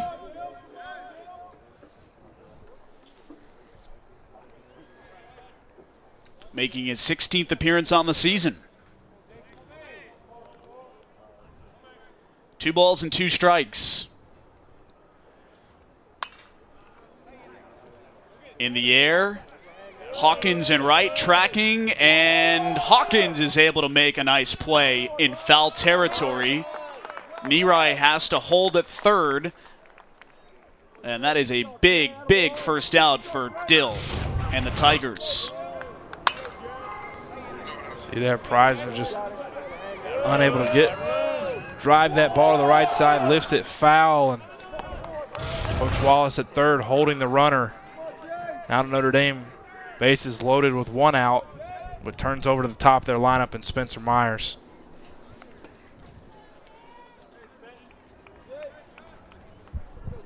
And Myers singled in the fourth and eventually was thrown out on a fielder's choice, not part of the scoring brigade last inning for the Fighting Irish. And he takes strike one.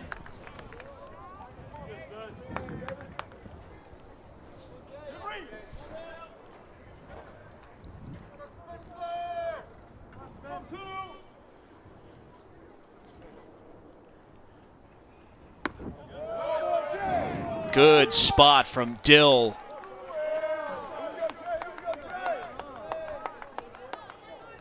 Able to locate the outside of the zone and jump in front of Myers. No balls and 2 strikes. That one a little bit upstairs.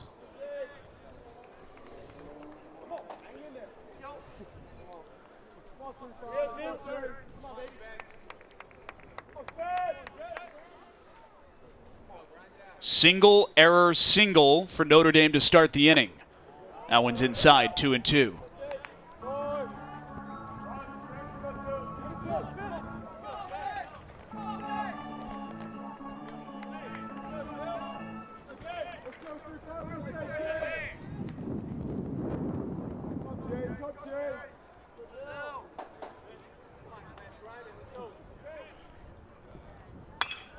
Off the end of the bat, that one's into left, and Engel makes the play. A run will score. Sacrificed fly from Spencer Myers, and it's 6-1 Notre Dame.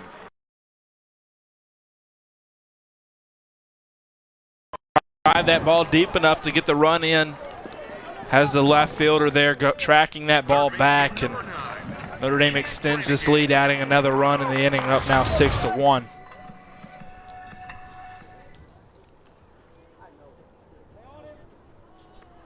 Two aboard, two away for Jack Brannigan.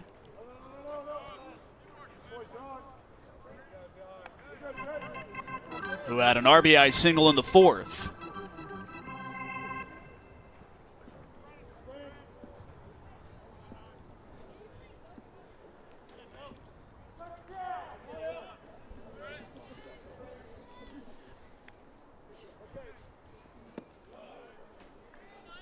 Low and away, 2 balls and no strikes to Brannigan.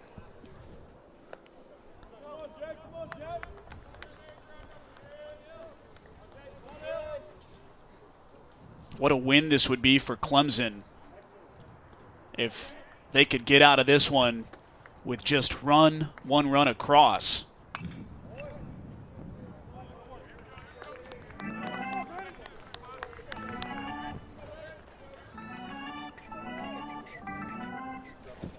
Dill taking over for the injured Lindley, who got hit in the back of the leg on a line drive shot.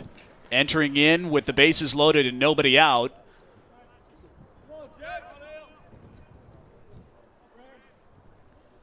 Here's the 2-1.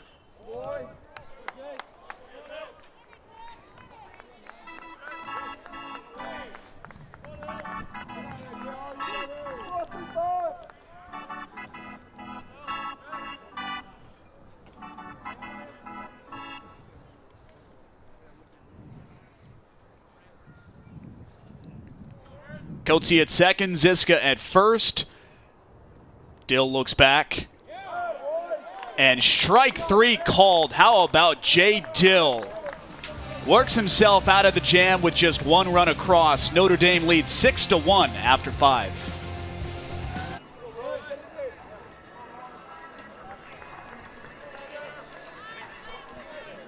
Welcome back to Frank Eck Stadium on the ACC Network Extra. Notre Dame maintaining a 6-1 lead over the Tigers, looking for the series sweep and their second sweep in as many weekends. 1 pitch and 1 out. Blake Wright retired.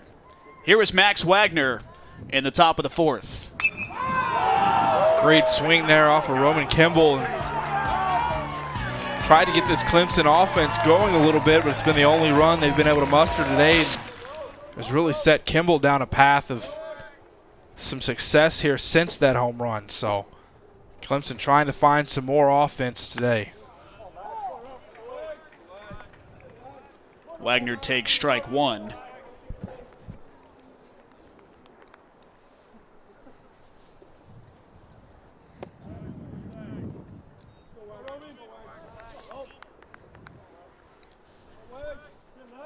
There's a look at the numbers for the sophomore from Green Bay, Wisconsin. He's been a consistent hitter in this Tiger lineup. The point you made earlier about the youth in this lineup. But they've got, I think, a really bright star in Max Wagner for years to come. Looked so strong throughout this season. We saw the power on display earlier. Just got to find a way to kind of piece it all together if you're this Clemson lineup. Towering shot into left. Does it have enough? And Wagner's got his second home run of the afternoon.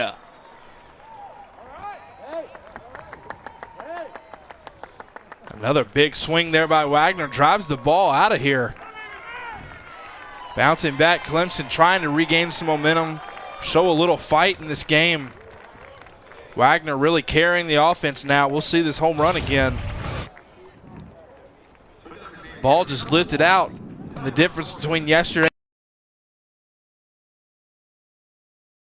and left just kind of drifting towards the wall, and it slowly just carries out of here. And that wind blowing out to left, helping out with that ball. Yesterday might have ended up in just inside of Cole's glove and left. That's a great point. He put a good swing on it, but I think everyone was wondering, is that going to carry? And it did.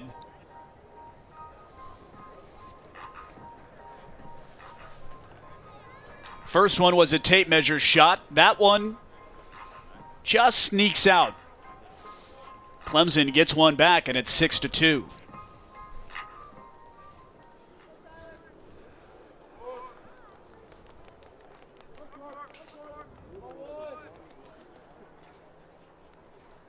Kimball regroups to face Tyler Corbett, the designated hitter, who takes ball one.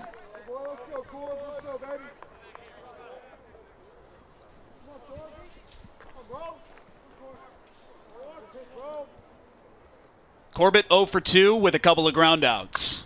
And Corbett tattoos this one into left. That one carrying, that one gone. The Tigers go back-to-back, and it's 6-3.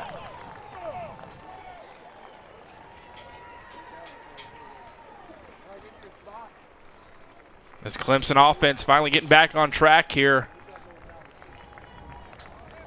Got this game within 3, and just another blast out to left field. Field playing a little better to Clemson's strength here. Plate appearances this afternoon. There are the numbers for Real. Grice waves and misses, 1-1. 2 2/3 innings pitched last weekend against Florida State for Real. Gave up just 2 hits and 2 earned runs.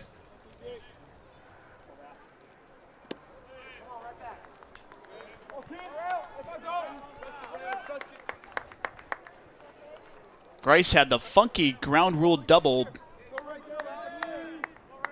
back in the 4th.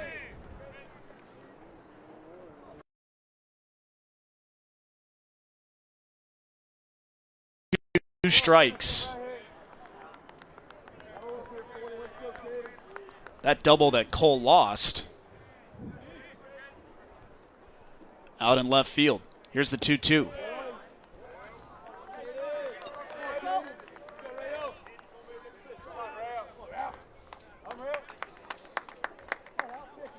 And just when you thought Notre Dame had a firm grip on this one, Clemson comes roaring back. And Grice able to draw a walk. Not the start that Real wanted. And with 1 away in the inning, Briar Hawkins steps in.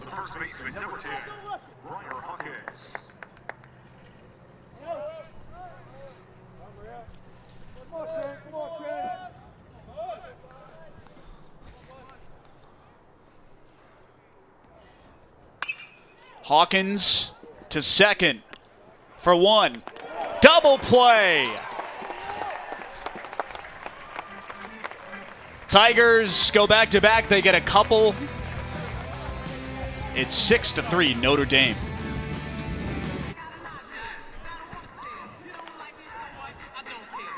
Jay Dill and the Clemson Tigers have got some momentum back.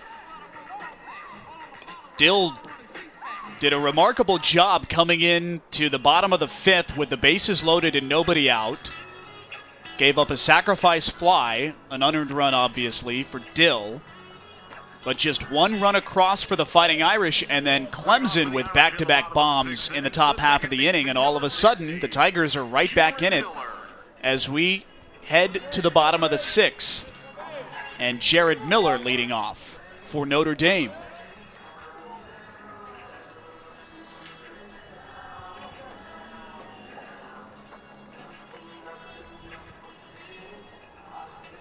Miller has scored twice, walked in the first, grounded out in the third, and then singled and scored in the fourth.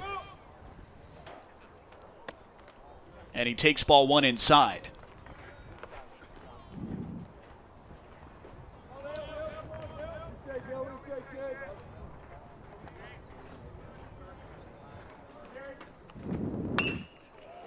Miller pokes that one into left, and it falls in front of Engel for a leadoff base hit.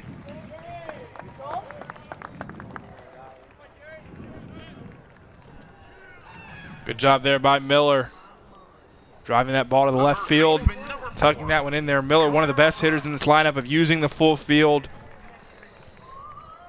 Love his demeanor and just kind of calm, goes about his work. Now Notre Dame, another opportunity for Carter Putz to hit with a runner on base.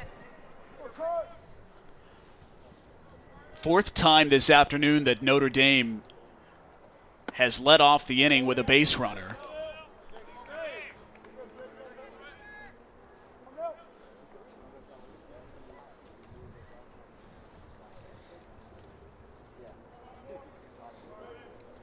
It's been a good afternoon for Carter Putz. Single, a double, 3 RBIs.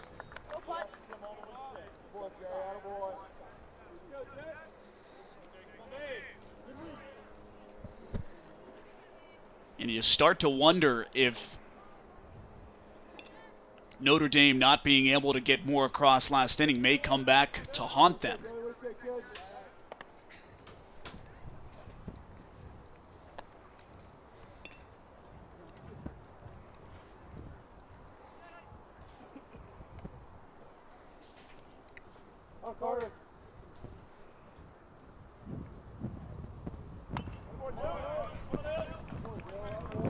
Ball and 2 strikes to Carter Putz. As you said, Notre Dame got to take advantage when you have runners on base. Last inning, unable to do anything with the bases loaded. Got 1 run in, but really needed to extend this lead more. And now Clemson cutting into this lead. Really important here to answer that call and score some more runs. That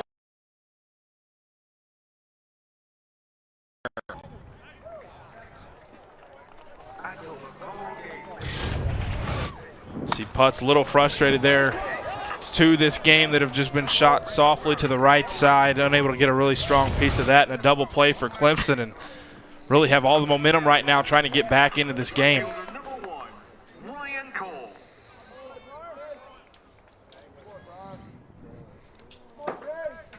Two quick outs for Jay Dill after giving up a leadoff single, and Ryan Cole, the left fielder, steps in and did not go around. Ball 1.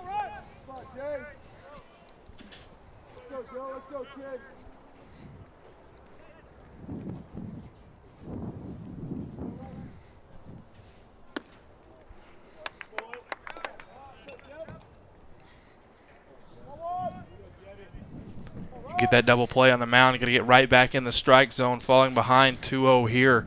Just got to try to continue to carry that momentum. Cole fouls it out of play. 2 balls and a strike.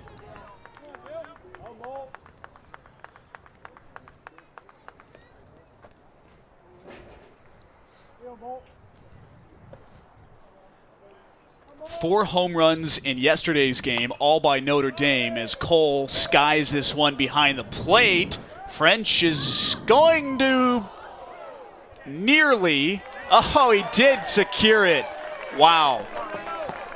What an effort by the catcher, Jonathan French. Side retired. We're through 6. Notre Dame up by 3.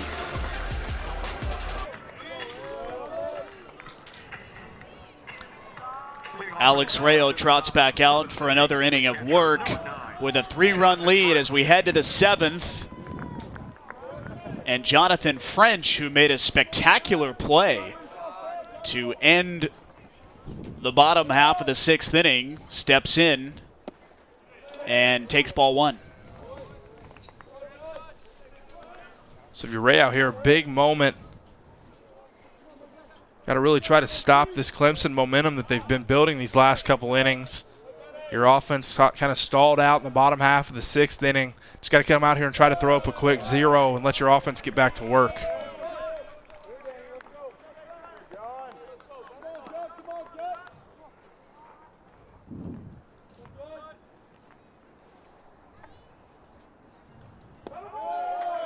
And French is quickly ahead in the count, 3 balls and no strikes.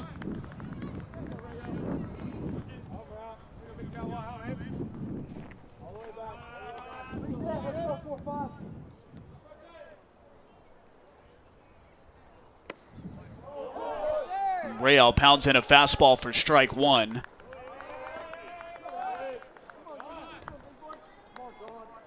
As I was mentioning before the end of the last inning, 4 home runs yesterday, all by Notre Dame. 3 home runs today, all coming on the Clemson side.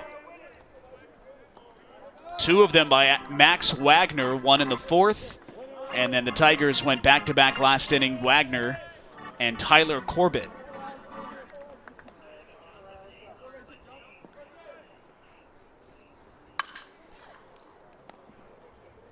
Preisner up with it, 1 away.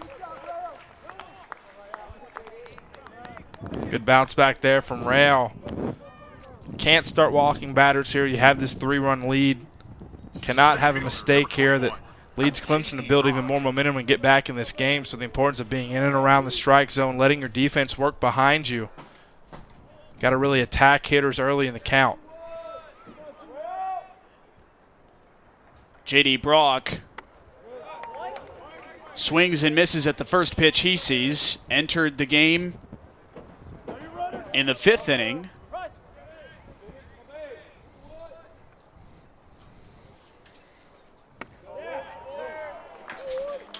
No balls and 2 strikes.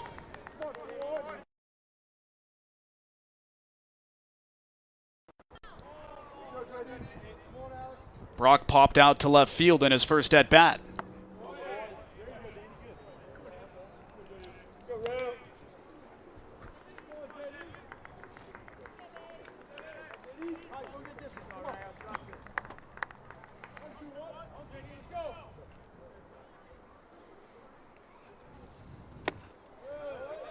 Outside 2-2.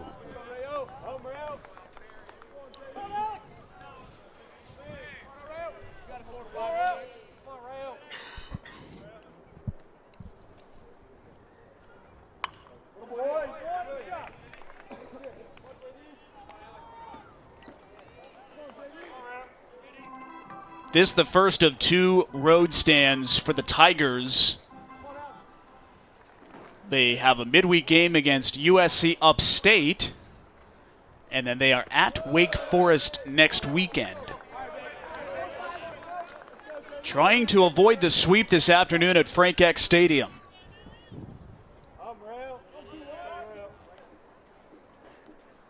Brock able to work the count full. Out of play. Got to keep battling here on both sides. Real just looking to be in the strike zone.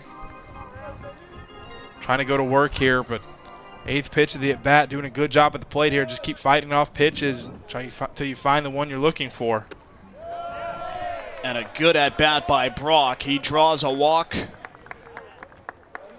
Is aboard for the first time this afternoon, and it's back to the top of the order for the Tigers and Benjamin Blackwell. Not what you're looking for if you're Real out there on the mound. Just a walk, a real momentum killer there for your defense. And then Clemson just kind of igniting their offense there with 1 out. Got Blackwell coming up to the plate.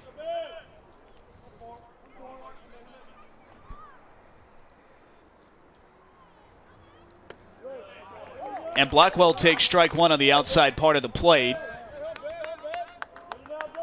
1 for 3 today for Benjamin. Singled back in the first. Ground out in the second, and then struck out swinging in the 5th.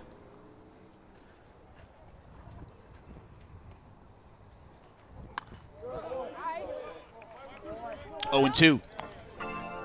Good bounce back here, getting ahead in the count if you're Real. Looking for that ground ball, trying to roll that double play to get out of the inning here. Trying to do something to build some momentum for yourself.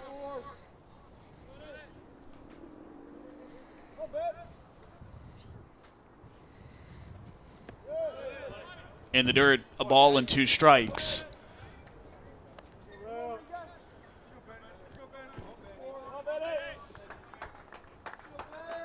Can you educate me for a second? If it's field turf, is the proper phrase in the dirt? I still like saying that in the dirt there. Definitely a different surface there. Great pitch by Real. Getting the strikeout and getting the 2 outs. Something really unique here to Notre Dame, and some of these northern schools having to use the turf, but you're seeing it all across the country, and I think infielders like it because the ball, you're going to get a true bounce. You're not going to get that wild hop or anywhere. And as a pitcher, I liked it because of the consistency of the mound and what it was what you're pitching off of. It's a great surface here, and Notre Dame did a great job with the kind of refurbishment of it this year and turning the dirt a darker color rather than the light color that's on the track. In foul territory, and Cole is the one who charges and makes the play. Clemson gets a base runner, but nothing more. Fighting Irish still holding on to a 3-run lead.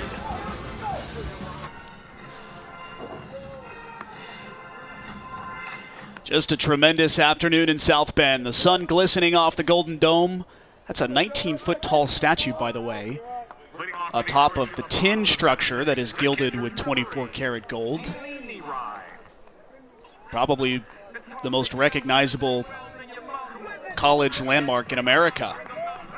And that one's not far behind either. Touchdown Jesus in the shadow of Frank Eck Stadium, where Notre Dame has a 3-run lead over Clemson. And Blake Wright, the second baseman, leads things off and fouls it back to the screen. No balls and 1 strike.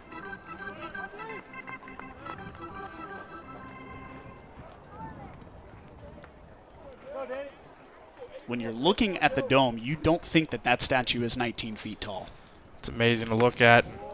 Just the full campus here at Notre Dame, such a nice place and iconic in the college landscape. And to get to come here and play each day, it's a special opportunity for these student athletes.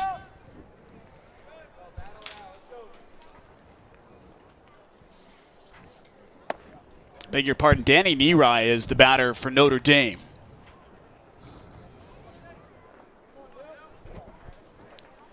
Nerai, the catcher, scored a run in the 5th. Couple of singles today.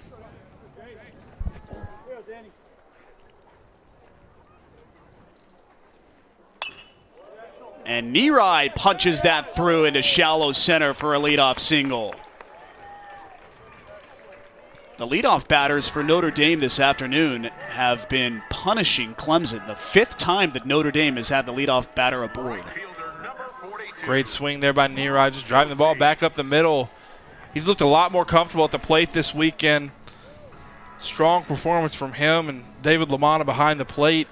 Again, Notre Dame trying to extend this lead here, trying to get into a more comfortable situation as they had it in control earlier. Clemson has had some momentum in the last half of this game.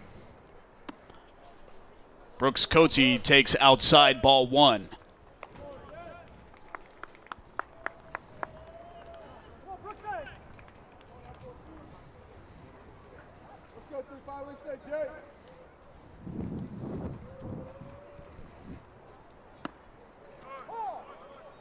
Fastball paints the outside part. Count evens up at a ball and a strike.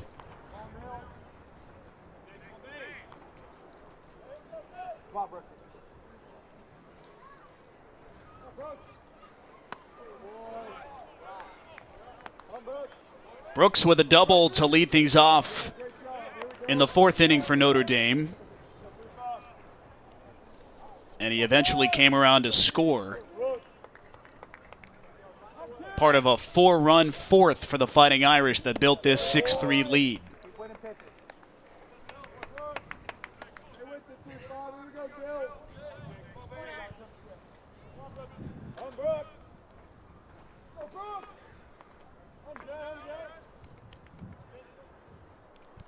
Two balls and 2 strikes. Cote off the end of the bat into shallow right, charging Grice makes the play for the first out of the inning.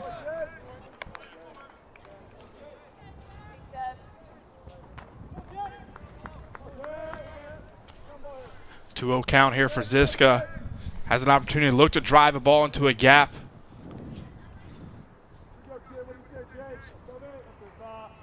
Neary not the fastest runner at first base, but took a big hack there.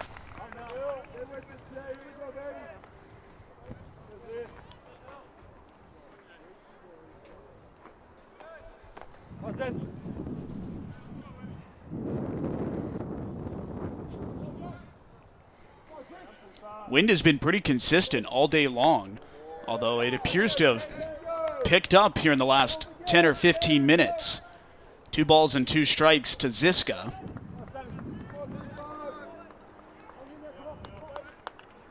A south-southeast wind.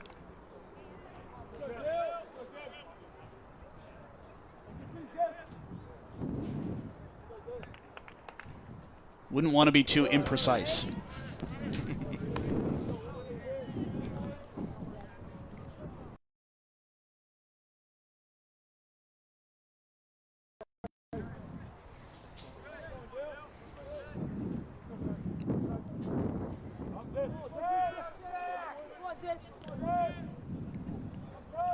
Here comes the payoff pitch. And it's ball 4. Good bounce back there after the mound visit, getting right back in the strike zone. Big at bat here from Preisner.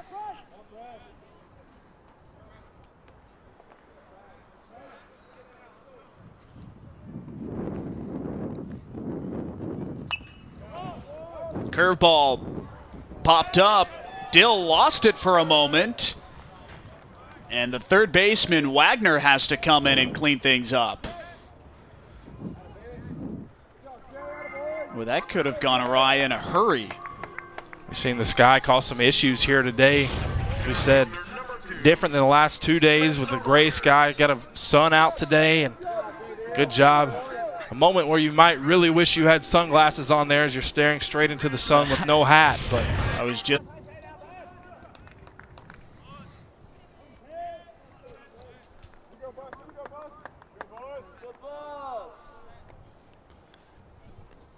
Neary at second, Ziska stands at first. Myers fouls that away.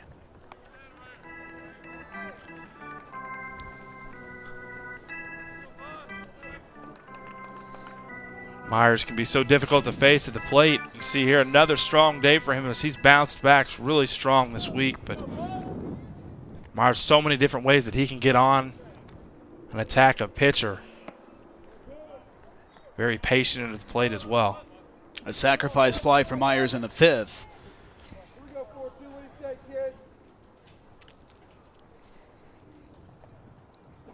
Notre Dame would love to add to the lead here.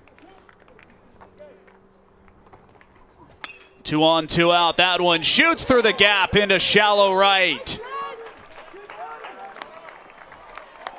Coming around to score is Danny Neary, and the Fighting Irish able to get a run across with 2 outs here in the bottom of the 7th as Spencer Myers delivers once again.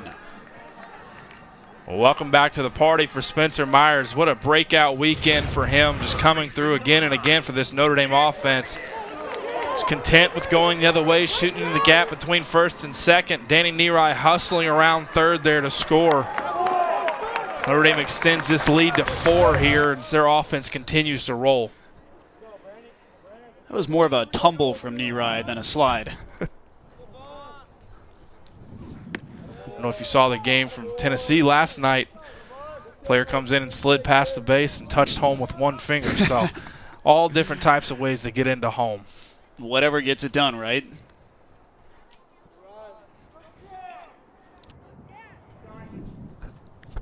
Jack Brannigan, the third baseman, scored a run back in the 1st, struck out a couple of times.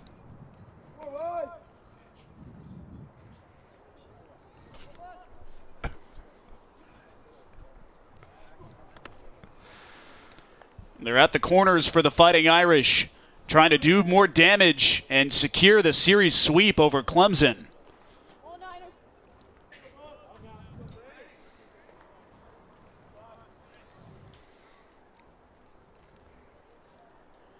Here's the 1-1. Check over on Myers at first.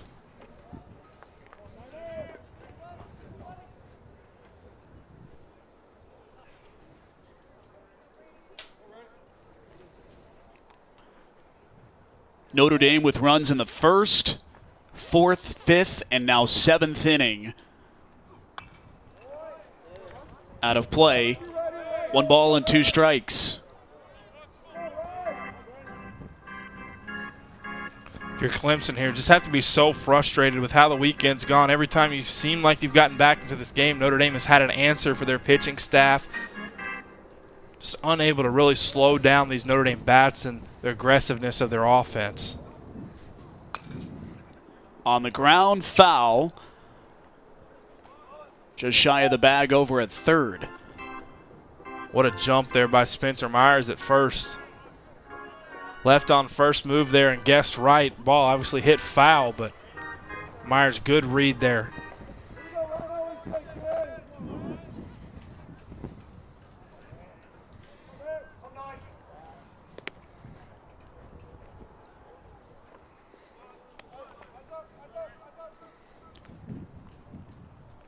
Notre Dame will have a midweek game coming up against Michigan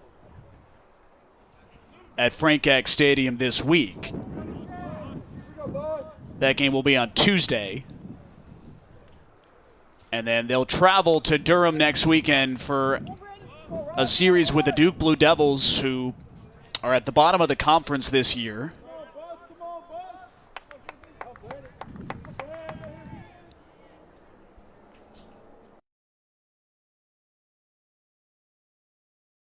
Sends that into center, and Brock dives and makes the play.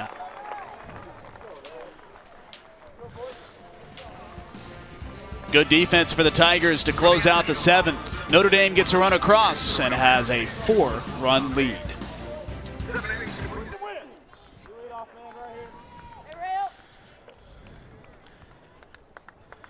Blake Wright, Max Wagner, and Tyler Corbett for the Tigers in the top of the 8th.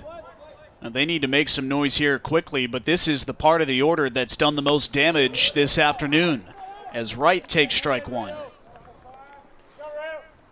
Just got to continue the success you've had on the mound if you're Alex Rayo, just attacking hitters.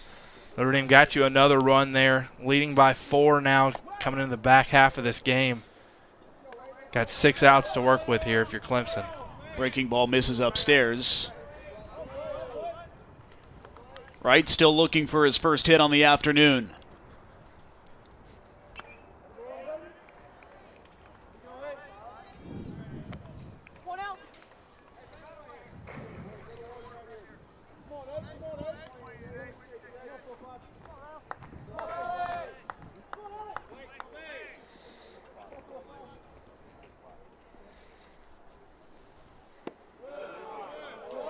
Check swing. He did not go around, and it's 2-2.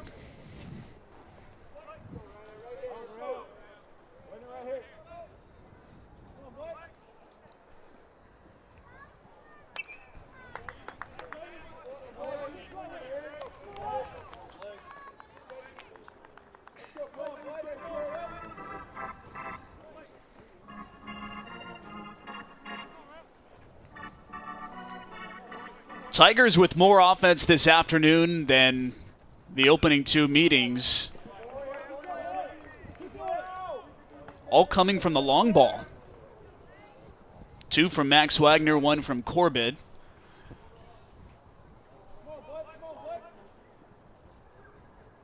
Still just 5 total runs in the series. That one into right. Coetzee ranging back and makes the catch at the base of the warning track for the first out of the inning. Good path out there by Coetzee in right field. Talked about all day the wind shift from the weekend. Big difference there. Number 29, Max Wagner. 2 moonshots for Max Wagner today. And he takes strike 1 from Real. First one came in the 4th, and the second one came in the 6th. Coetzee charging and can't get there.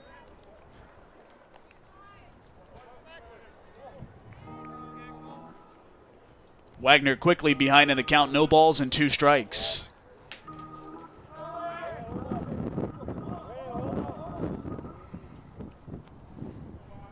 Good job, Rayo, working ahead here, attacking hitters. Got to show that confidence in this 8th inning. Got a comfortable 4-run lead. Don't want to give Clemson any slips back into this game.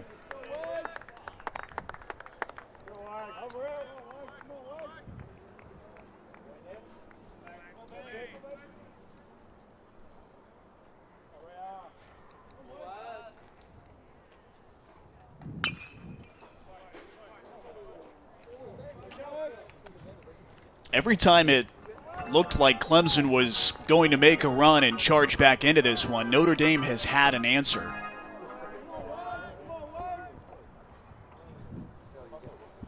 Fighting Irish 5 outs away from taking the sweep.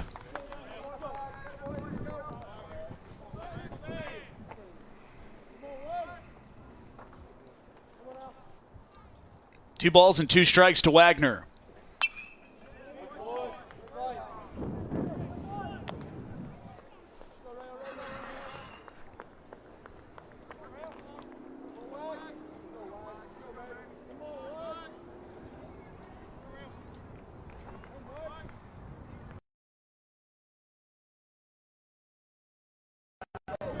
Good battle between Rayo and Wagner works the count full.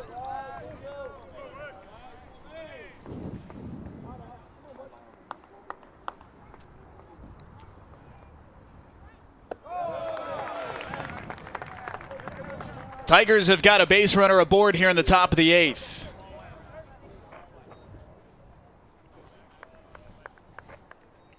Wagner continuing to take really good at-bats this afternoon as Tyler Corbett steps into the box.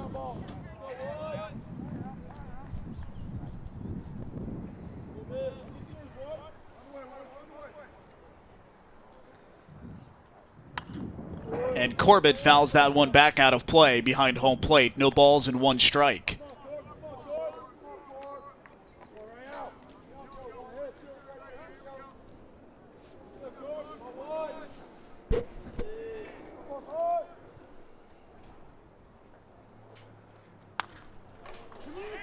Popped up, shallow left, and Preisner is the one who eventually ranges over and makes the play for the 2nd out of the inning.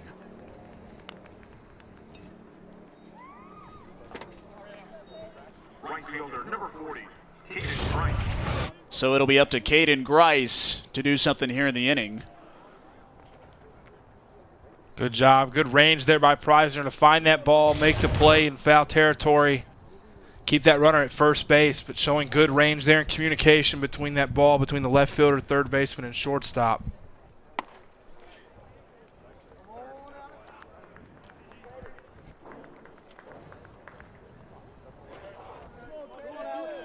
Grice has reached base in every plate appearance this afternoon.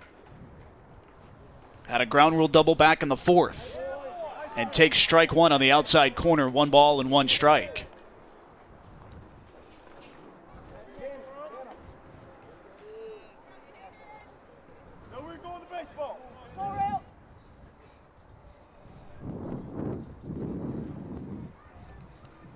Alex Rayo, beg your pardon, with 2 1/3 innings pitched thus far. And that was one of the advantages coming into this afternoon that Notre Dame was going to have over Clemson, given the dominance of their starters in the first 2 matchups. Notre Dame saved their bullpen. Allowed them to go deep into their bullpen in this Sunday game and get a mix of different pitchers to throw different things at these Clemson lineup. Strike 3 called on the outside corner. Down goes Grice, and taking it to the major leagues. Impressive what these 2 coaching staffs are able to go and recruit, and then get them here on campus and then help them get to the major leagues. Jared Miller, the leadoff batter for the Fighting Irish, takes outside, and it's a ball and a strike. Miller with a couple of runs scored today.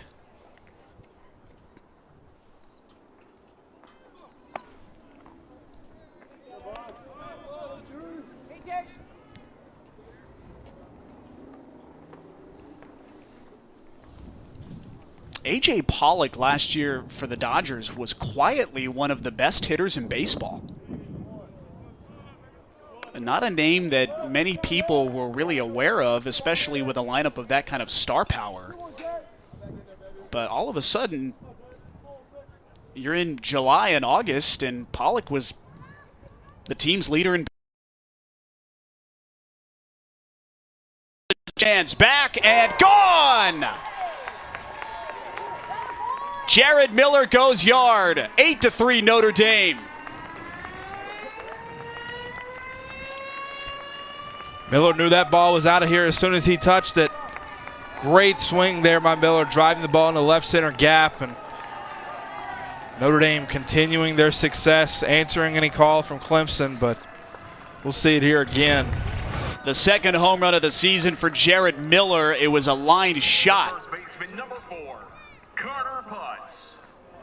And with the wind blowing that direction all day long, that one was going to go. Putz takes strike one.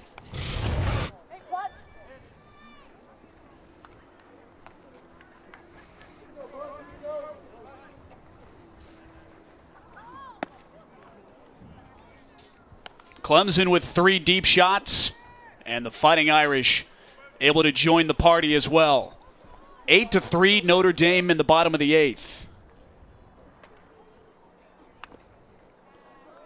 Putz cues one off the end of the bat, and it's a ball and 2 strikes. Carter with 3 RBIs today. 1 in the first, 2 in the fourth.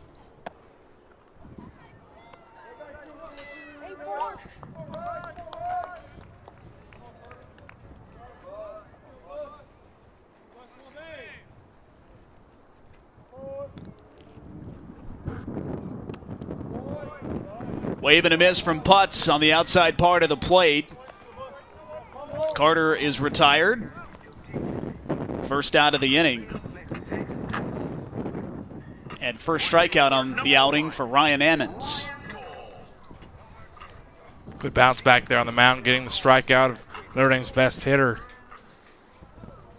Story of the day, Clemson's pitching staff just unable to stop this Notre Dame offense, consistently finding a way to push runs across, whether it be the long ball, driving runners in, moving runners around, doing a great job all around. Just have not had an answer for this Notre Dame team. That one is deep into left field. Ryan Cole into the South Bend afternoon. That ball was tattooed. Another great swing there by Ryan Cole. Notre Dame's offense has just figured out this Clemson pitching staff and is just now teeing off. You see there, drop that back shoulder, lift the ball out of there. Out in left field there, Engel did not even move. That ball was launched.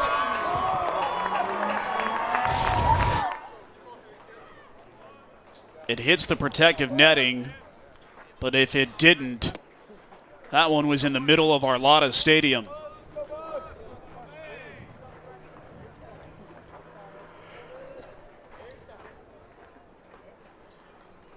Danny Neary, the catcher, the batter now. Notre Dame gets a couple of insurance runs here in the bottom of the 8th.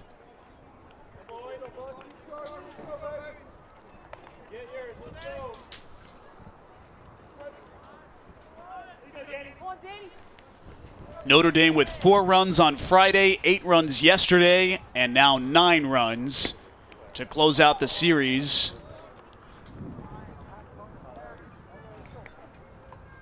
Well on their way for the sweep.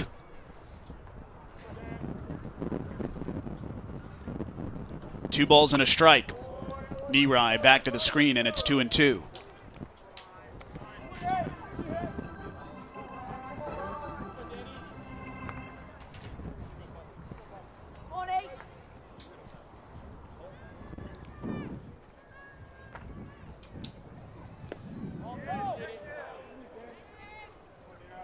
Neary checks his swing.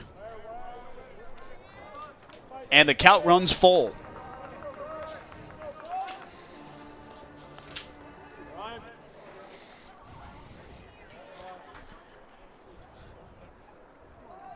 4 home runs yesterday for Notre Dame, 2 today.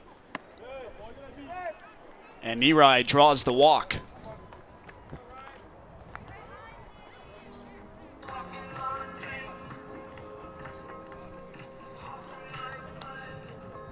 Ryan Ammons has just got to search for something to try and close this inning out. Still just one away for Brooks Coetzee, the right fielder.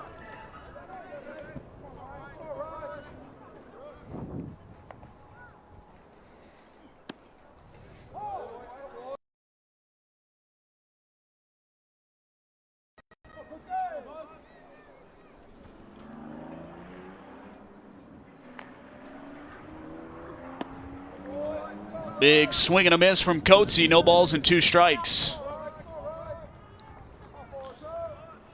Brooks with a double and a run scored in the 4th. Got things started in that 4-run 4th inning for Notre Dame. Here's the 0-2.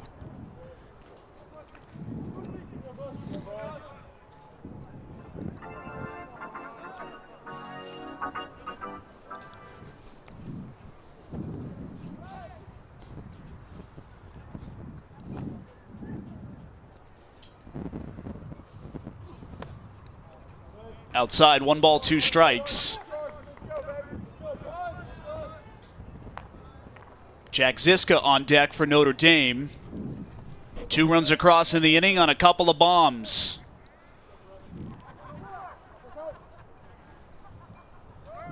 From Miller and Cole.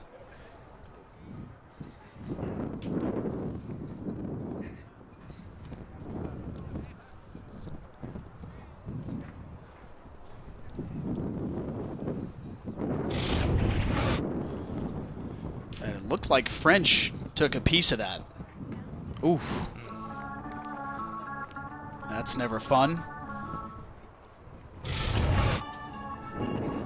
Off that throwing hand wrist, not going to feel very good there.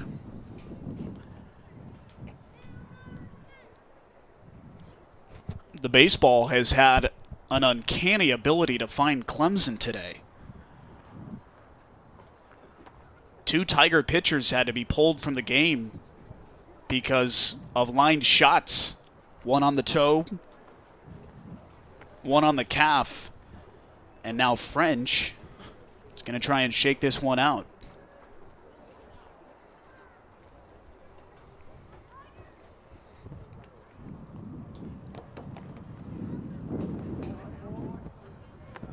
Take a couple warm-up tosses and try to loosen up.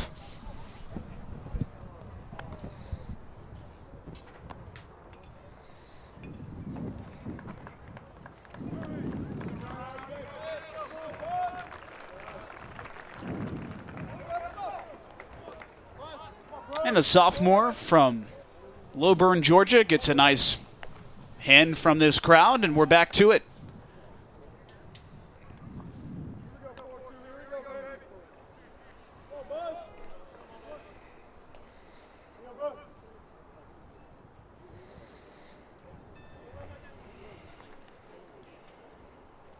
Nerai at first. Coetzee in the air. Coming in is Engel. Blackwell out there, and it's Engel who takes it for the 2nd out of the inning. Uncomfortable out for the Tigers, but Engel's able to get it done. See there, almost a mistake in left field, but good communication there by Engel to take that ball, his to get if he's coming in. Got 2 outs here now. Clemson trying to limit the damage Notre Dame has caused here so far this inning.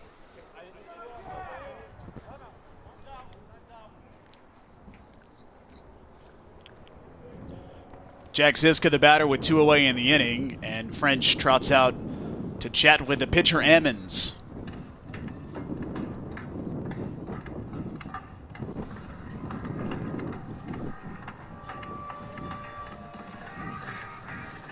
Tigers coming up in the top of the 9th inning. We'll have Briar Hawkins, Jonathan French, and J.D. Brock, bottom of the order, to try and make something happen and salvage this final game of the series.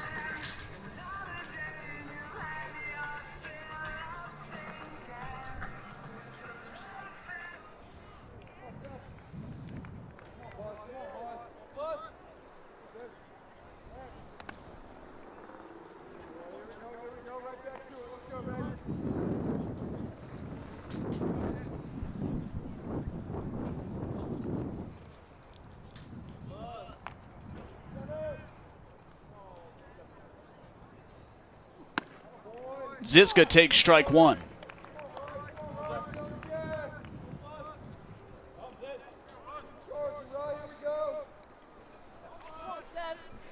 Jack with a double off the wall in the fourth.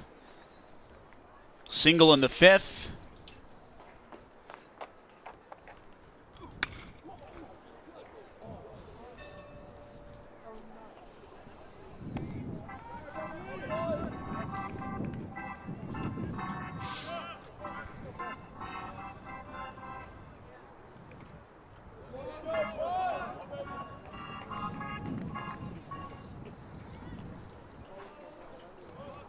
No balls and 2 strikes.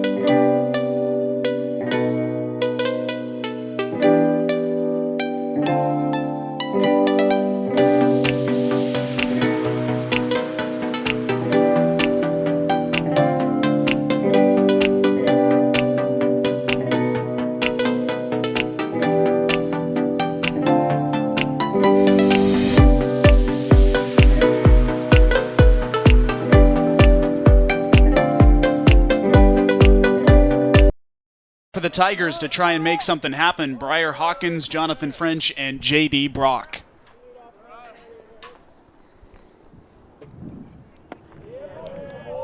First pitch to Hawkins. Misses. No, it's in there for strike one. I beg your pardon.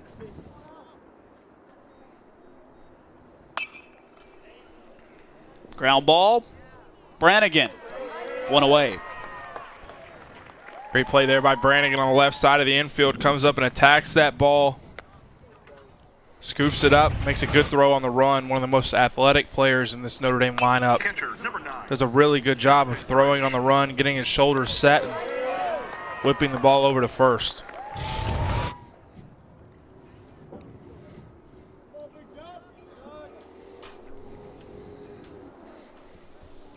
Jonathan French, the catcher, steps in and takes ball one.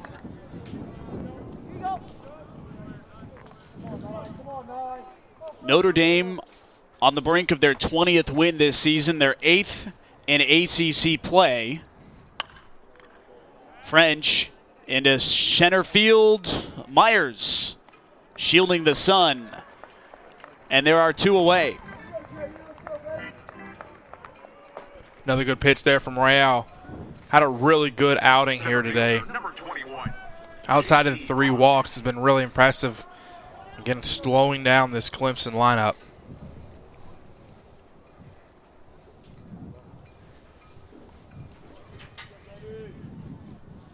The Irish had a little bit of everything today. They used the long ball. That one tagged into center field, and that will do it. Myers closes the door on Clemson. The Fighting Irish take the